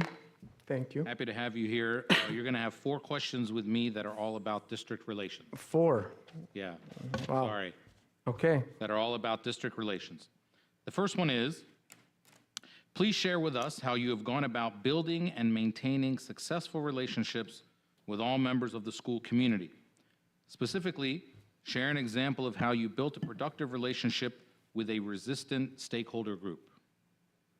I guess I'm going to continue with the last question. I think it's important when we have a problem that we invite people in. We listen to their stories. We listen to how they're experiencing that difficult time that we're going through so we could really understand how it's impacting them. As a recovering math teacher, I would always tell my calculus students, we spend too much time trying to solve the problem and not enough time trying to understand it. Oftentimes in calculus, you really need to just read the problem over and over again. And I think that's what we need to do in these difficult situations. We need to foster that open door policy, to hear from our stakeholders, and then invite them in to build a plan. And I think the main job of a leader is to build that vision. What's the ideal state that we want to arrive at? And then from there, I like to employ the backwards design. We know where our end is going to be. Let's put those stepping stones and work backwards. Let's build the structures and let's build the systems in order to support that. And let's put timelines and make sure we're holding people accountable so we could get to our vision. So with the issue that happened in Grosse Pointe, one specific example, we were partnering with the Michigan Roundtable for Diversity and Inclusion. They had a wonderful series on redlining and the impacts of housing discrimination across Metro Detroit. We were fresh off the heels of our racial incidents, And we wanted to foster a deeper sense of empathy and understanding. Because in Grosse Pointe, there were deeds that would say no N-word or Jews allowed. There was a point system. If your last name ended with a consonant versus a vowel, if you had an accent, right? So what we started to dig into is how that shaped the current community that we live in, to understand the history and the legacy that the lack of access played in our current future. So we wanted to bring the Michigan Roundtable to diversity and inclusion, and there was tremendous pushback. And so one of the things I did is I partnered with our other high school, Grosse Pointe North, but I also partnered with our private school, Liggett, which is something we typically don't do. They're our competitors. We came together, we collaborated, we got our teachers together. We made this an educational opportunity. This traveling exhibit went to all 3 of our high schools. It also was displayed at the War Memorial in Grosse Pointe. So what we did is we built a collective vision and support. That way when the arrows came, we were able to remain steadfast. Okay, my next question is, give an example of community leadership you provided outside of day-to-day district duties. How did it benefit community support for the district? That's a great question. Thank you, I wrote it myself. You wish.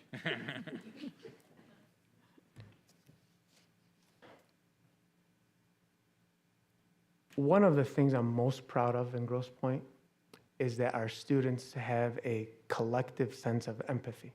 Not all our kids, I'd say most of our kids. And I think one of the ways that we achieve that is through community service. I think when we give back to others, service to others, it softens the heart. It really builds empathy. It really builds understanding. So what we've done in Grosse Pointe, we have a model. Our students are out in the community. So for instance, we have a group right now. They just did spring cleanup for all our senior citizens. We had a group, they shoveled the sidewalks during the winter.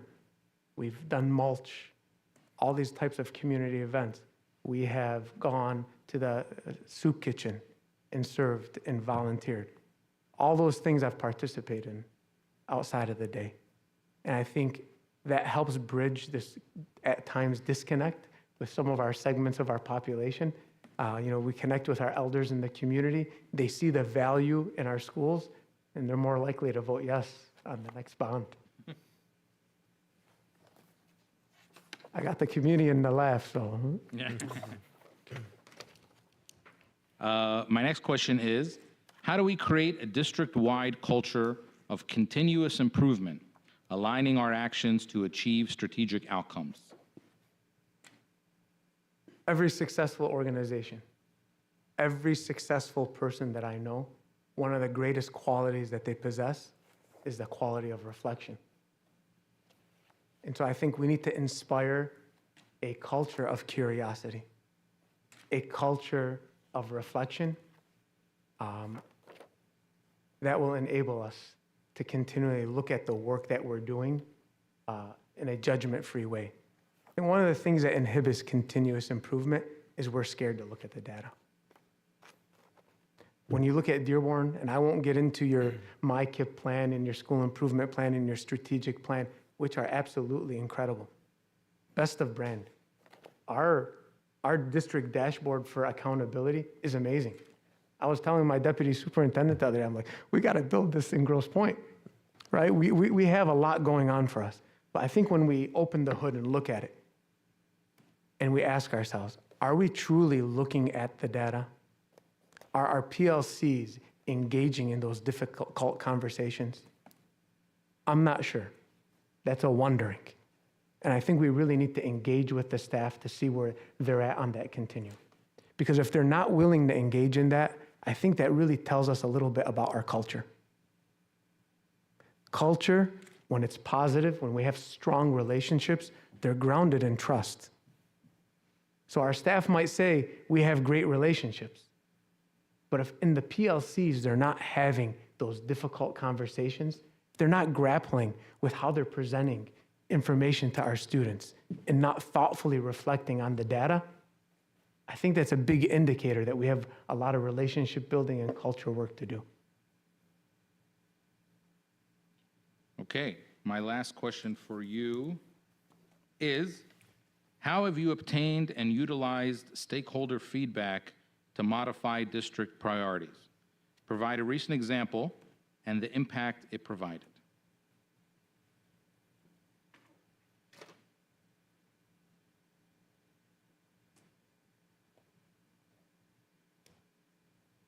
This is a great question. Stakeholder impact. Say You that read one it more again? time. Yeah, please. That was a good one. I didn't write this one. How have you obtained and utilized stakeholder feedback to modify district priorities? Provide a recent example and the impact it provided. Yeah. How do we define feedback? I think oftentimes we think it's a survey. Oftentimes we think, all right, it's something formal. So I'll give you an example of feedback we got from, and by the way, everything our students do and everything our teachers do is a form of feedback. We currently have a building in our district that we're struggling with. We're struggling with the culture amongst our kids, struggling with the culture amongst our staff, and I think in the last 6 years, we've had 5 principals. And so we've put some systems of support in place, and the feedback we're getting from the students through their behavior, the feedback we're getting from the teachers, great teachers who at times are demoralized, right? We hear that from them. We hear from the parents because they're frustrated. They want a better environment for their students. By the way, I think it's a great school, but that's the feedback that you hear. So you really have to look hard at what we're doing. And so what we're doing right now is we're redesigning their system of supports for next year. We often talk about what accountability looks like. I think Adel, one time I was watching a board meeting and you looked and you said, what does accountability look like? And I'll tell you, sometimes it's the loss of autonomy. So now you have to go to the building and say, hey, we let you design a system to support, but we're not getting the intended outcome. So now we're going to work with you, shoulder to shoulder. We're going to be a little more prescriptive in what we do. And then we've also had to take a look at how we're funding things differently. So now we're in, staffing season. So we're also examining, does this building need more support? But we're also looking hard even at ourselves as leaders. My deputy superintendent and I, Roy, he's sitting back there. We had a long, hard discussion about, are the supports that we have in place actually making a difference? Or do they just make us feel better? Sometimes with our struggling schools, we offer them supports, but we never look at any metrics to see if we're getting the results that we want. So right now, as we're going through our budgeting process, we're re-envisioning the possibilities for this school.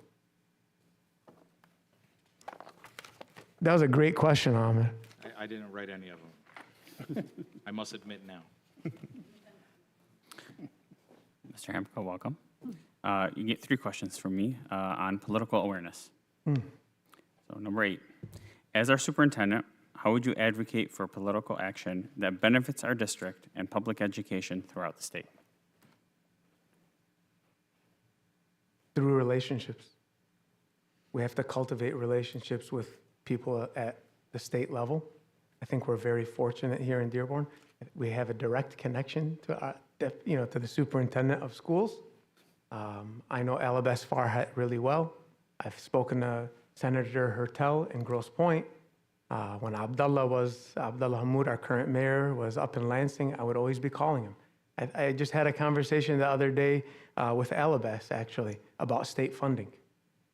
The governor has a proposed line item where she's taking away 31A funds and putting it into a new account called 164N or M.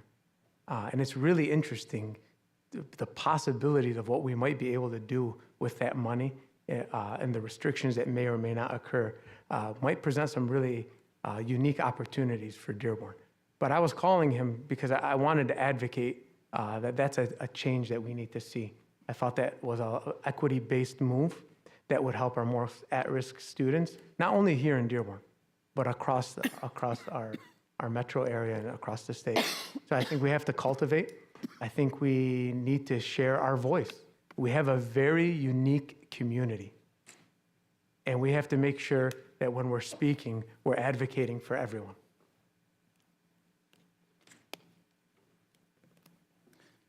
Number 9, superintendents are often faced with making decisions when there is no clear right answer and the community is divided. Please describe a time when you faced such a decision, including how you approached the decision-making process and how you worked to build understanding and support for the direction you chose. Wow. So this one is not a decision that I owned, but it was a decision we made as a district. I would say that my deputy superintendent, maybe 10 years ago, really got a lot of input from us. It was one of those us decisions. And it really revolved around our transfer policy within the district. We had a policy that allowed people to transfer to another building if there were open seats. But then when we really examined what was happening, we were creating inequities. We had families who were leaving our most at-risk school. And if you think of who can leave, it's the parents with transportation. It's the parents who, maybe are not working or have a flexible job, maybe stay-at-home parent. And so we found that the students with a single mother, single father, a parent working 2 jobs, people who are marginalized in our society, couldn't move to those other schools. And so then you have to look at what the impact that had. So now you look at that school, you're siphoning off students. That changes the culture of the remaining students who remain there. But what it also does is it takes away some of the parents who have means and ability, which means your donations, which means some of those culture activities that our parents supplement started to change. But then here's where I think it hit us in the face. We went through a reconfiguration process, and we were deciding which schools we wanted to close. So we are looking at the schools and looking at their numbers. We made some decisions. But when you dig deeper, you realize we closed the wrong schools. Because if students were back at their home school, we would have closed different schools. And I think what that did right now is it destroyed a segment of our community. A school lost, part of our community lost an elementary school, and it has forever changed Grosse Pointe. What impact do standardized testing requirements have on teaching and learning in our state? We got an hour left. Okay. Standardized testing, it's the double-edged sword. I think as leaders, as we sit here at this table, as the superintendent, the scores help us because that's how we're measuring our growth. That's how we're measuring our accountability. And we need that. We want to know if our efforts are effective. We have a limited amount of resources. Are we deploying them efficiently? So we need the tests. But when we look at what it's doing to our students and how it's driving some of our curriculum, I think we have to maintain a balanced and nuanced approach. If you just look at what's happening, we moved the SAT online. A lot of students weren't used to interacting with a test online. So now, to make them more comfortable, what are we doing? More technology in the classroom. Well, more technology in the classroom leads to more social isolation. Social isolation means we're not feeling connected to our peers. When we're not feeling connected to our peers, our culture can deteriorate, right? And so I think we really have to be careful how much emphasis we place on it. I think there's some great data out there. I think there's some good exams. I think we really have to manage that balance. And I will tell you, I'm the first person to say, and I'll own this, I pushed so hard for more testing in Grosse Pointe. I made sure that our students took the PSAT every fall and every spring. So when you went through Grosse Pointe High School, if you wanted to, you could be tested 8 times. Now, what did that do? It opens up doors of opportunity.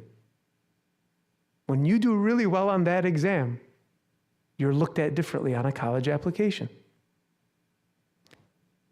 And so I think we wrestle with that.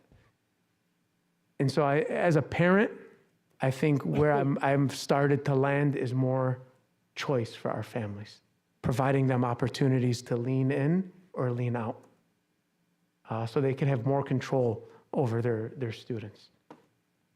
That's a tough one. That is a tough one. You know what we really should do? Ask our students.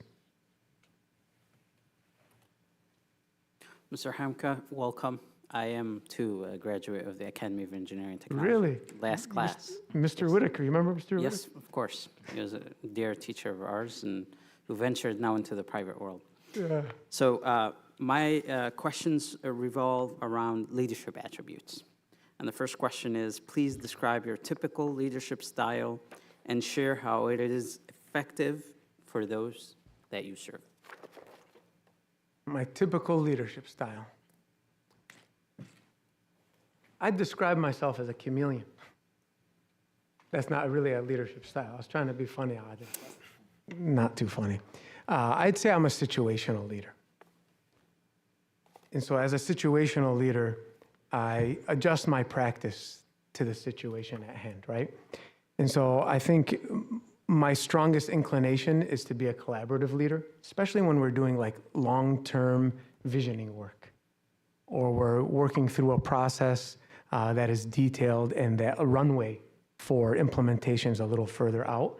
I think you want to invite people, you want to invite stakeholders, you want to bring voice and agency into that process. Then there's other times where, as a leader, you have to make that tough choice. Sometimes in a crisis, right? That's a decision that I'm going to own. That's not a time to collaborate with others. And you need to be really decisive. If you're dealing with tragedy, God forbid a student or a staff member, tragedy in the community, I think we have to be an empathetic leader, to lean in, to listen, and to connect with our hearts. And then at other times, since I'm HR and I do a lot of compliance, if I'm in a Title IX investigation, I am very matter of fact. I'm very prescripted, and that's to protect our organization. My job is to mitigate risk. And so I guess my style is very situational. Was there a second part to that question? Just share how it is effective for those that you serve, but I think you have answered the question. So the second question is, what is the most difficult decision that you've made in your educational career? Describe your decision-making process. I can repeat the question. Okay. No. All right. I think that the most difficult, I would say it wasn't a decision, it was Decision, most difficult decision. most difficult one. Yeah, I'm going to pluralize it. sure. When I arrived at South, there was a culture that was unhealthy amongst our students, right? So I just spoke to you guys about the racial incidents we had. But we also had a problem with alcohol. We also had a problem with drugs. And we had a mental health issue that really many in the community did not want to speak about openly. I remember I went to my first homecoming dance at Grosse Pointe South. I'm like, all right, let's go. And I see kids passing out, throwing up. We called the police. I believe that night we had 15 or 16 arrests. We found kids passed out in cars. I'm 2 months in on the job, and I realized we have a problem. But the parents were very dismissive. There was actually a tradition in Grosse Pointe that your date, the female, would buy a flask. engrave your name on it, and give it to you as a gift. And so we had to tackle that. And so that, coupled with the pieces, with the race piece, all came at once. And they all came on the heels of 2016 election. And so now you just feel like, man, I can't win. I can't breathe. It just keeps coming. But I knew I had to do something. And so here's what I did. We consulted with our law firm. The dance is not a part of a FAPE, free and public education, right? It's a privilege. So we started breathalyzing students as they came in. We cleaned up the dance really quickly. And that was something I was very proud of. But we got backlash because some of the parents told me, Mr. Hamka, attendance at the dance is down 30%. And I would look at them with conviction. I say, you know, I'd rather it be down 30% and I can ensure that our students are safe and they're making responsible choices. And when they leave tonight, they have a better opportunity of getting home safely. Then I got the attack of he's imposing Sharia law because I'm Muslim and I don't drink. And so therefore you're trying to impose this on our kids, right? So, you know, I smiled, I laughed, and I kind of redirected that and said, you know, I am Muslim, true. I don't drink, also true, but it's Michigan law. Until your child is, 21, they can't drink. But I think there was many of those examples where we had to do the right thing. You have to have a strong moral compass, and you have to be able to lead with conviction. And we lost a lot of donations from some parents due to that as well. So stand tall, hold firm, keep moving forward. My last question for you, Mr. Hamka, is how do you inspire and engage the entire school community in support of the district's vision and mission? When I think of a superintendent, they are our chief storyteller. They paint a picture of what the future could be. So if we're talking about a bond, what are the possibilities if we go forward with this bond? What opportunities will we now have for our students? What will that future look like? If we're engaging in activities in professional learning and we're leaning into Anita Archer's work around explicit instruction, what's that outcome that we want? Can we paint a picture for our constituents, for our parents, and for our staff that is so compelling that they join in? I think that at its heart, that's very hard to do. But I think that is at the core part of that job. Can you repeat that? How do you inspire and engage the entire school community in support of the district's vision and mission? And so I think part of inspiring and engaging them is ensuring that they had a voice in that process, meeting with them, getting their input, all stakeholders. I think that's a critical component of that. Trustee D'Ambrosio? What question am I on, just so I can time how many? Number 14. 14, we got 7 more? 6 more? Eight more. 8 more. Okay, I'm not good at math. Calculus. 9 more. 9 more? 22 questions. 3 and 3, right? Go ahead, Pat. Mr. Hamka, I'm going to ask you about instruction and curriculum tonight. Describe one program or strategy you led that narrowed the achievement gap for economically and disadvantaged and historically underperforming students. I can think of a few examples that we've done. Trying to think of the best one to bring forward right now. We re-envisioned our math curriculum. We had several tracks. Everyone knows most schools have an honors track. We have what we called a college prep track, but then we had another track, and it was called the essentials track. So a student could enter ninth grade, and what they could do is take Algebra 1 Essentials. And what that was is a class where the pace was a little bit slower. Well, what did that mean? That means that you're going to actually cover less curriculum. So you go from Algebra 1 Essentials to Geometry Essentials to Algebra 2 Essentials. And so as you go through the curriculum, you're compounding an effect because our slowest learners need to be accelerated, not slowed down. And so we faced the challenge. So we dug into the data, started working with my department chair, and we started re-envisioning what can we do differently. And we also looked historically. When this class first started, the scope of the intended target audience was very small.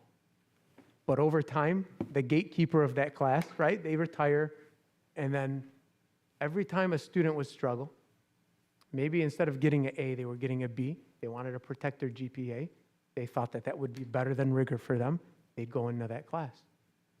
When a student with special needs who was struggling, and maybe we weren't supporting in the right way through our Tier 1 interventions, the easy answer was put them in the essentials class. And then what ended up happening is that class became majority special ed students and our African American students. Over a course of 10 years, I did an analysis. Not one single student ever became proficient on the PSAT. I remember I went to my department chair. I said, this is educational malpractice. We have to do something differently. And so she's really a phenomenal human being. And we developed a path forward where we eliminated the essentials class. We put those students in the essentials course back in on grade level. But then what we did is we opened up an accompanying support class. So now almost like a double block of math, you'd go in, you'd receive your instruction, and then you'd have a support class at another hour in a small setting. And so we're seeing good results. I think we're in our third year of this pilot, and we're hoping for better days ahead.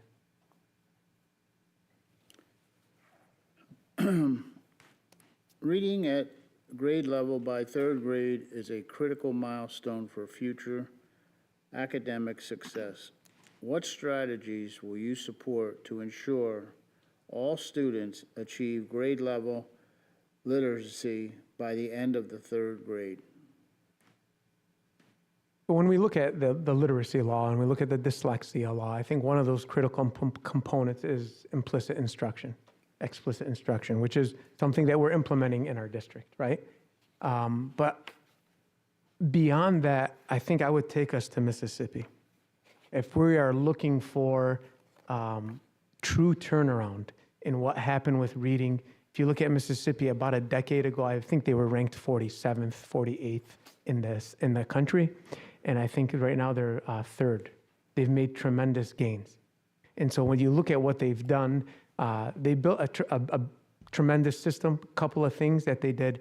They focused on training our teachers through evidence-based reading. The program they used is Letters. That's something we currently support in Grosse Pointe. I know a lot of teachers, even in Dearborn, are getting the Letters training. They implemented that with fidelity. The second thing they did in Mississippi, they started coaching. They put instructional coaches into our early childhood K through 3. But the unique thing that they did, the coaching wasn't optional. You could not opt into it. And so oftentimes in education, the folks who need it are not the ones raising their hand and signing up for it. And so they made it mandatory for everyone. They also had an incredible accountability system, Pat. The building principals had look-fors. They had to do look-fors, and they had to post the accountability plan online every month and update that to their community. So if we were to look at that model, right, I think we could take some elements of that, enhance that. We would probably need to modify what they did, I think, with our ELL learners, right, our language learners. The importance of phonics and vocabulary is a little more important for us, so we'd need to tweak what they do. But I think there's a great model in Mississippi into what was done. My final question, what are the most urgent challenges for special education in our region, and how should these challenges be addressed? I think the Department of Education dismantling is having a downriver effect. We know the funding from the federal government is changing, but now we look at what's happening here at the local level, at the state. I think the push for LRE, the least restrictive environment, is going to reshape what we do in our classrooms. And so we need to rethink and reimagine what supports for our special ed students look like, alternatives to suspensions. I think what we're seeing right now is a tremendous amount of discipline issues from students who are special ed. And we have to balance the accountability with keeping them in school, with going through with their manifestation determination reviews to see if this was a part of their disability or not. But I think there's some structures that we could build really to address this. So at one of our schools right now, what we do is we have every hour we have an academic learning center. It's staffed by our teachers. So 1 hour is a math teacher, then a science teacher, an English teacher, all of the cores. So instead of sending a student home, what we could do is place them in the academic learning center. And they can still move forward on the curriculum. They can still receive instruction from a teacher. If they're a special education student, their caseload manager can come down to the room and provide service. And that way we're not suspending them and sending them home. I think we have to look for more creative ways to establish a school within a school model. When students don't do school well, the answer is not time off of school. It's more school done right. And so I think we have to really re-envision that, then add some supports. So what I would do is in the academic learning center, I'd add in a behavior specialist. Maybe we take a look at some of our deans that we have across our schools, especially at our high schools. When we look at what's happening, especially with some of our larger students, there's some concerns about safety when it comes to their behaviors. Thank you. Good evening, Mr. Hamka. Good evening. I'm going to ask questions on your favorite topic, I suspect, finances. Oh, let's go. Okay. Please describe your experience developing and managing budgets, including the largest budget you have overseen and the strategies you use to maintain a balanced budget. Can you repeat that? Please describe your experience developing and managing budgets, including the largest budget you've overseen, and the strategies you use to maintain a balanced budget. Budgeting is essential work for us. It's one of the 3 critical items that the board has to do, and it's one of the critical attributes that the superintendent is going to get evaluated on. And so in doing this work, collaboration with the CFO is going to be critical to ensure that our budgets are balanced. This work is never done in isolation. This work is done as a team. And this work needs to be cross-referenced. It needs to be checked. We need to confirm and we need to validate. So I would probably tell you I've never done any of that alone. I would never assume that risk. It's too big for me. But what I could tell you we're doing right now in Grosse Pointe, we're all faced with the same issue. Declining enrollment, limited funds, and increased needs in the building. And so we're trying to reimagine what we're doing. And so right now I'm in charge of, as HR, oversee staffing for our whole district. We are about a $110 million district, and we know that staffing accounts for about 80% of it. So we can do the numbers on that. I don't oversee all of that, but a big chunk. So what we're doing is a zero-based budgeting approach. I have been meeting with our secondary administrators, and we're trying to look at how we staff our buildings. We have a lot of positions, right? And I think Dearborn is no different. How many coaches do we have? How many interventionists do we have, right? And so we have to take a look at everything that we're doing and analyze. Is it meeting our needs? And at times in education, we have a deficit mindset. We say we don't have enough money. So in Grosse Pointe, I tell them, we have enough money. We have a $110 million budget. In Dearborn, over $400 million when you factor in all the grants. That's a big budget. We have money. And so if we follow the money and we look at where we're putting our money, that's where our priorities are. So what we're trying to do is do that backwards. So we started our staffing, zero-based budget approach. We told all the principals, we're going to staff back to zero. What is the minimum, absolute minimum staffing needed to meet the requirements for our students to graduate? That was scenario one. Then we moved on to scenario two. We're going to add back essential supports for our most vulnerable students. What would that look like? Scenario three, add in opportunities for students. Lower some class size in selective areas, right? And build in more supports. And then version 4 is everything that we need. But here's what we did in version 1. When we said build the base, we made a list of everything that we don't have in that proposed budget. And then we rank ordered by priority all of the things that were off. So when we went to scenario 2, what did we add? We went back to our priorities in our list. And so now when we're looking forward to the budget for next year, I think that gives us a better sense of where we can land. And we've done a lot of the legwork. I think sometimes when we look at budgets, we look at it as how much do we need to cut rather than how much do we have to spend. And I think that's also a shift for our building principals. Because if you go to them and you say, hey, I need you to cut 5 teachers, we're taking something away rather than building something back based on need. Okay. How would you ensure that our district's spending is aligned with our priorities? I think I'd take a very similar approach as I just outlined. I'd look at a zero-based budgeting approach. And I think one of the things we have to do is look at the success metrics for all of the things that we put in place.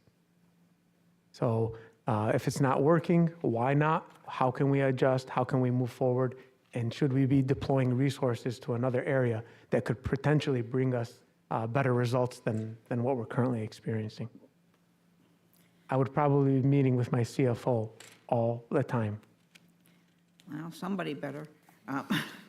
I think that's the most important relationship.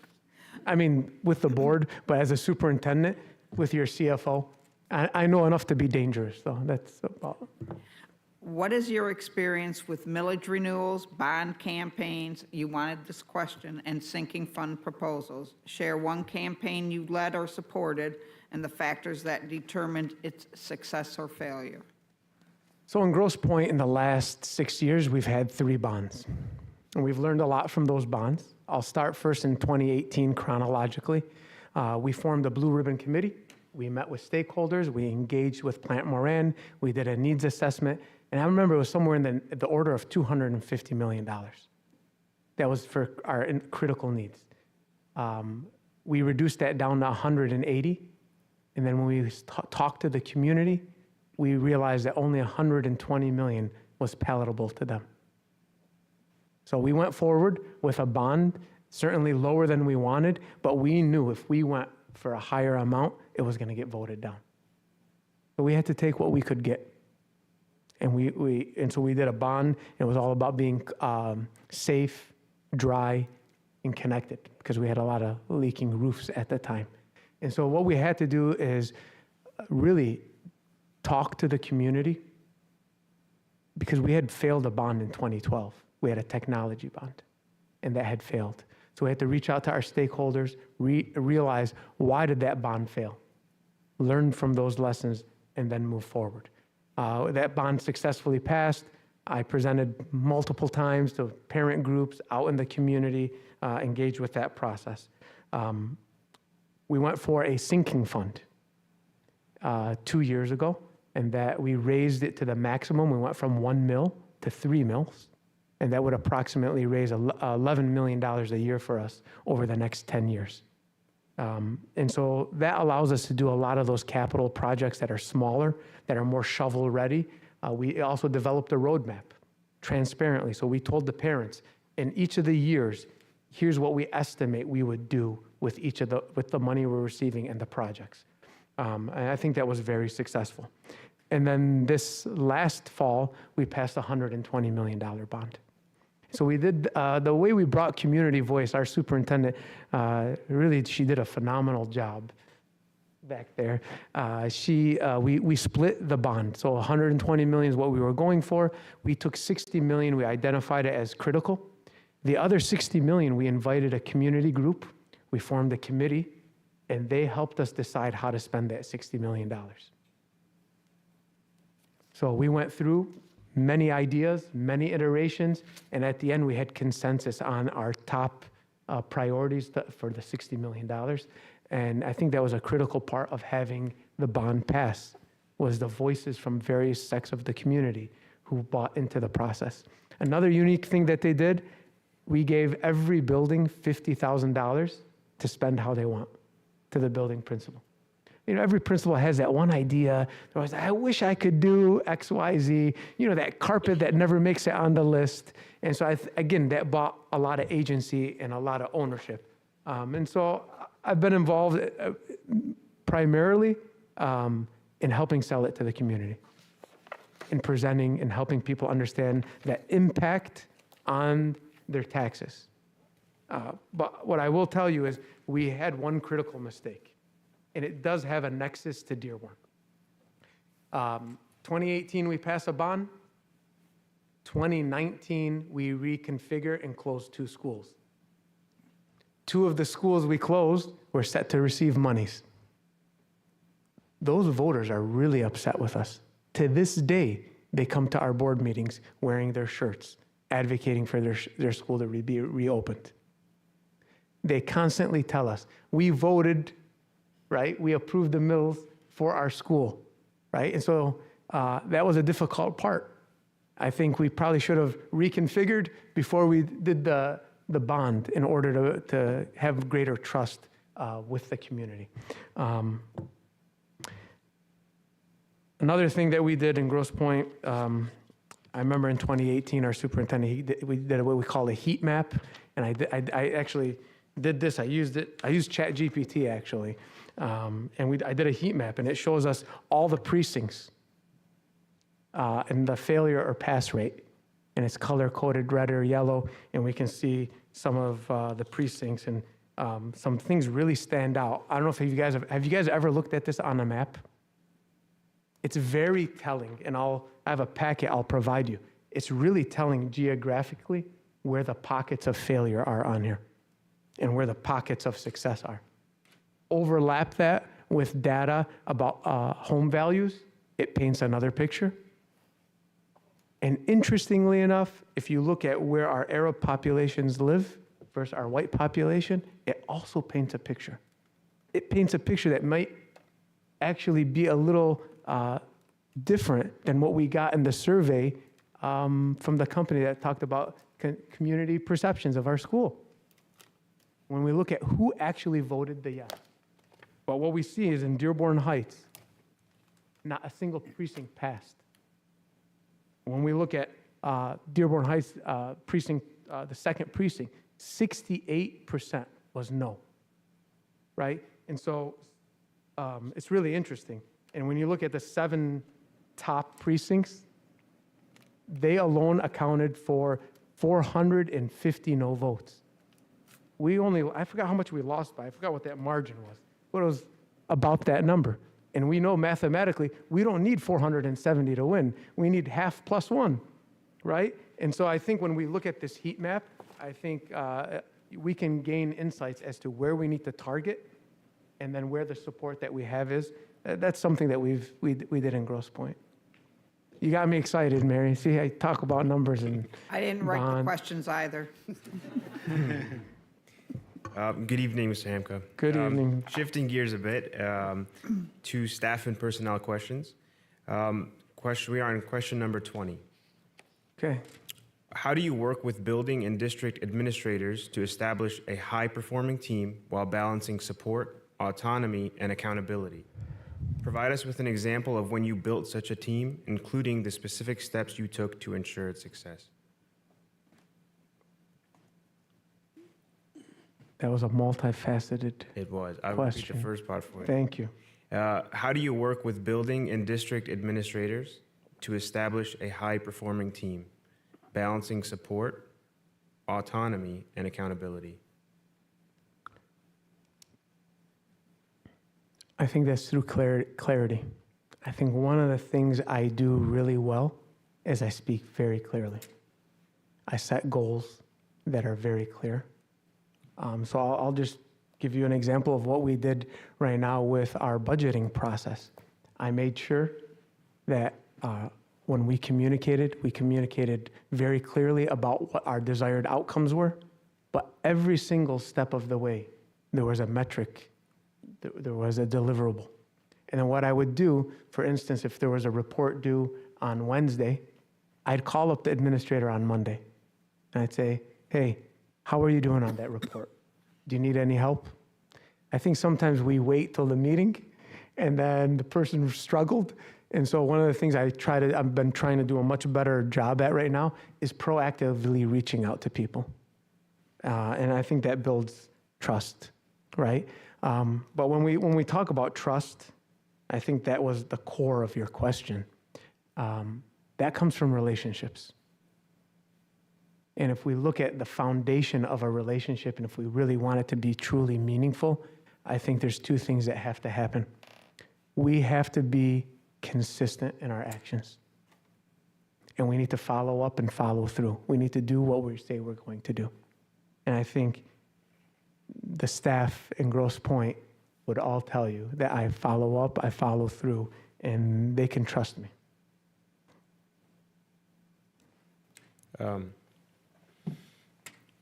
How would you assess the culture and climate of our district, and what steps would you take as superintendent to positively influence and strengthen it?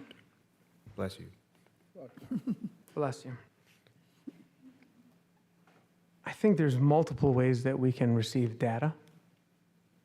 Certainly we have quantitative data, right? We put out the surveys, we look at the metrics, but I think there's also the qualitative data. If I really want to know about the culture, we need to sit down and talk to people. It's hard to judge tone and text, but when I sit across from you, even when you say it in a way that is politically correct or somewhat muted, if I'm attentive, I'll read your emotions. So when I'm talking to a teacher and she's describing what's happening in her classroom, you can tell. And by noticing those cues, I think you can get them to open up. You can probe further, you could follow up and have one-on-one conversations. I'd want to hear from the kids. Right now, I was just at Howard Elementary. My daughter had culture night. It was such a wonderful opportunity. The sense of community in that building is truly something special. But one of the things that I noticed is the joy. Not only were the kids joyful, but the staff. They were genuinely happy to be there. And I just kept thinking in my head, you can't buy that. You can't give someone a stipend to show up and be fully present and work with a bunch of, third and fourth graders at 6 o'clock in the evening, right? In a hot school, because there's no air conditioning, and today was a steamer out of nowhere. It was, so I think I'd want to talk to them, but I'd also want to get into the schools, right? I think we got to spend more time in the schools, learning and observing and watching what's happening and being present, getting into those classrooms. That would be my goal as superintendent. How have you handled conflicts with labor relations or collective bargaining? Provide one example citing your role and the outcome. In HR, I've never had to worry about that. I'm very fortunate. The two union co-presidents for the teachers union I've known for 12 years. They were teachers in my building at the time when they were presidents. I've had the pleasure in my 10 years of being principal at Grosse Pointe South. 9 of those years where the sitting president of the union was always in my building. So they gave me a quick life lesson on how to follow the contract. But I learned a lot. I think one of the ways I handle conflict is through open and honest conversations. I think both sides, if I'm thinking of the teachers right now, we speak candidly, we speak openly, and we speak our truth. And I think there's a level of trust there that allows that conversation to happen. And so that's something that we do. But we have weekly maintenance, bi-weekly maintenance meetings. So every 2 weeks, I meet with them on Monday. We have a scheduled time, and they bring issues that they might be seeing, and I bring issues that I'm working through. And so then what we do is we proactively try to head off any issues before they become formal grievances. Then with our supplementary groups, all our auxiliary groups, I go out once a month with the union representative. There's actually a Camarilla coffee now in Grosse Pointe. I was shocked. And he loves to go there. So every month we go, we have a cup of coffee, we connect. Sometimes we're talking about issues that we're having, but the most important thing is we're building that relationship so that when the difficult conversations come, there's an element of trust built into that. There was a second part to that, Nasri? It was just provide the example. An example? In the role you play, yeah. Yeah, I mean, I could talk about grievances and I would just let that go. Thank you. All right. Well, thank you so much for answering all these 22 questions. I know it's very tedious. So we would like to take a few minutes now to provide you with the opportunity to ask any question you might have for the board.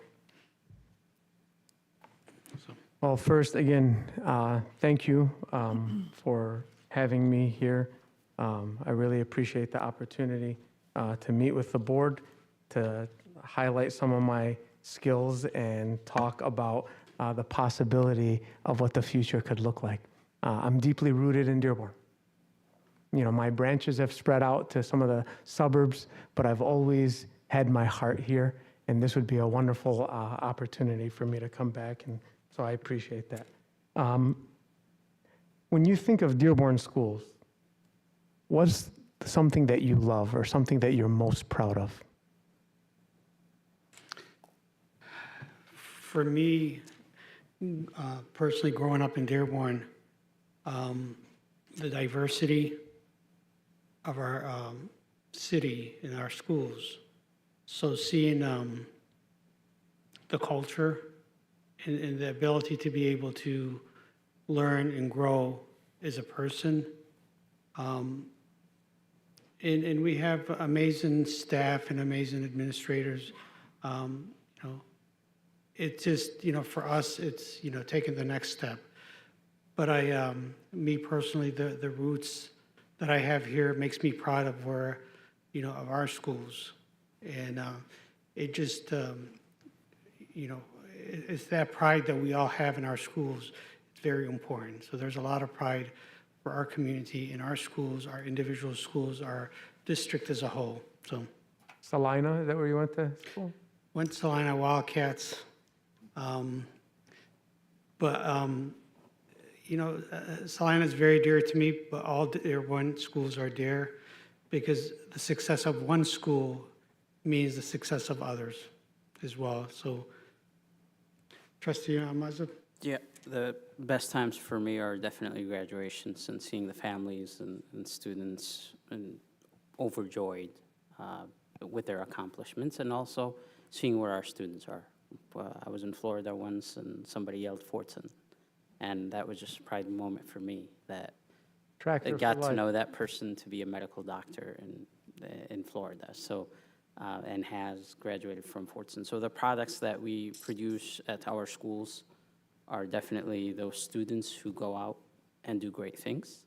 And obviously you're a great example. That is the joy for me in Dearborn schools. Thank you. Okay. Trustee Moussa, sir?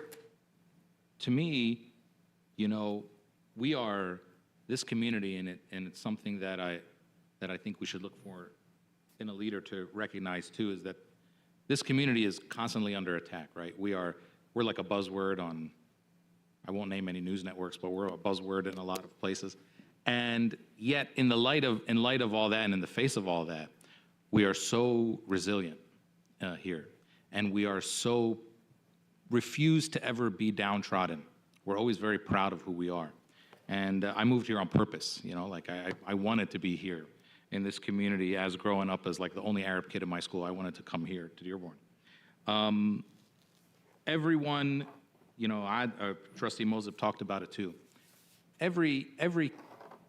Just about every kid that is coming through our schools, and it's been this way for a while, is making history in their family in some way. You know, sometimes they're the first high school graduate in their family. Sometimes they're the first one to go to U of M or the first one to go to an Ivy League school.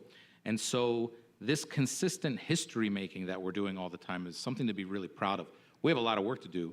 I want to make it so that every graduate is making history, but we do something really special here. I frankly think one of the reasons that we get attacked is because there might be some other people jealous that, you know, we're doing the American dream maybe better than everybody else. But I'm very proud of who we are as a community, of our resilience and how we're always making history. And I think that we're really lucky. The 7 of us are lucky to be on this board, and all of us are pretty lucky to live here. And we see it in the kind of people who want to work here. We're attracting extremely talented people who want to have leadership positions in our community. We saw it with the college, and we see it now. So, you know, that's what I'm most proud of who we are. And no one ever asks what's Dearborn. Apparently, everybody knows what we are, and they've heard of us some way, good or bad. But I'm very proud of that. I'd like to. Oh, go ahead, please. This is Trustee Czar's 2 for 2 on giving me that segue at the end of his answer. So thanks. I agree with everything, especially, you know, for our students. There's a feeling and a sense of the pride that comes from the community. There's the sense of belonging here, and a sense of ownership. But I want to touch on that last fact is we get that from our staff, our administration, and our parents too. And I think that's what makes us even more special. The staff and administration that we have, even our parents, have so much pride in our schools and our district that carries on. You know, of course, as a graduate from my elementary, middle, and high school, like, I'm going to carry that pride. But there are parents here who didn't get that opportunity, or, you know, came here after the fact, but they carry that through their children, through our students. There are faculty here from outside of the district who travel here, who have just as much pride in where they work as where they grew up. And that's awesome to me. I think that's what helps push us over the top, and I'm not sure you'll find that, you know, in any other place. Trustee Petlicoff. Okay, I'm going to do a couple different things about what I like. First, I'm going to touch upon the fact that my husband's family was here for generations. His grandfather immigrated here from Macedonia in the 1920s and was a factory worker at Ford Motor Company. And my husband is now 77. He had his generation and after generation of relatives who grew up and went through. My husband is still a proud Fordson Varsity Alumni Club. He's the secretary of the club, and amongst many other things. So one, we still have, while we have a newer generation that have moved here, we still have many community members who had planted roots here decades ago and have raised families who have remained here. We still have family here in this city. So that's number one. Number two, I've been involved in both city politics and the school district for decades as well. And one thing we always discovered was that a lot of people look to us as the elite example of how to do business, whether it was from the city perspective of how we organized our police department and our response people, to the school district and all the unique programs.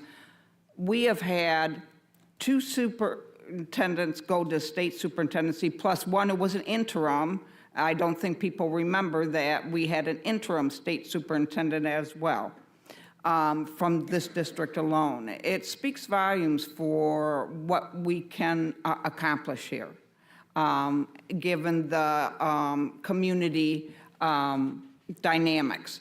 And while we have a lot of competing challenges over the years, we've always managed to rise to those challenges and find ways to surmount issues. And we continue to want to see those successes evolve and grow.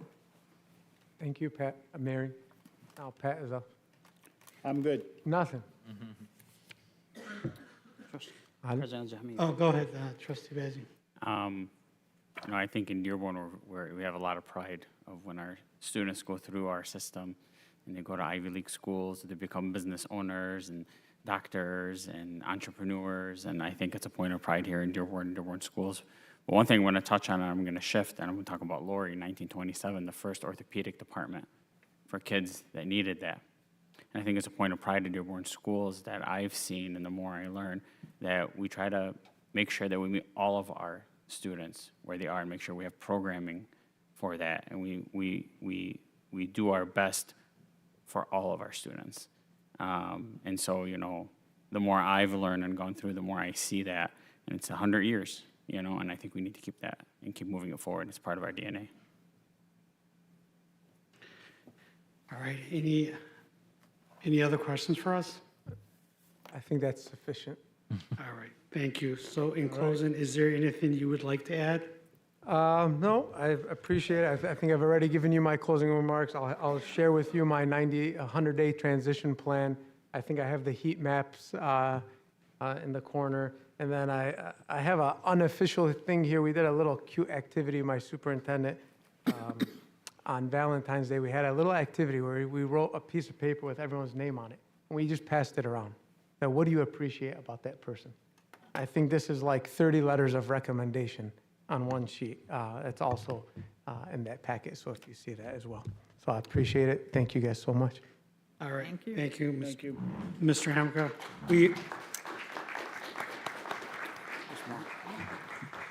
we appreciate your interest in the superintendent position for Dearborn Public School.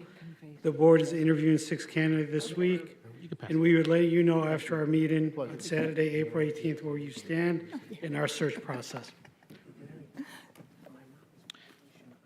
Mr. Chair, can you remind everyone again, I know we did it at the first one, I just want to make sure we do it at everyone, that while we didn't do public comment here today, they can come Saturday to do citizen participation if they want to? I think you just did. Okay, Thank good. you. Yes, It's Thank you so much.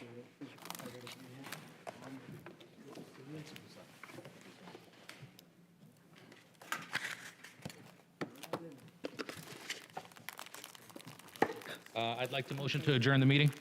Motion adjourned. So move. So move. all in favor, aye. There's no need to motion.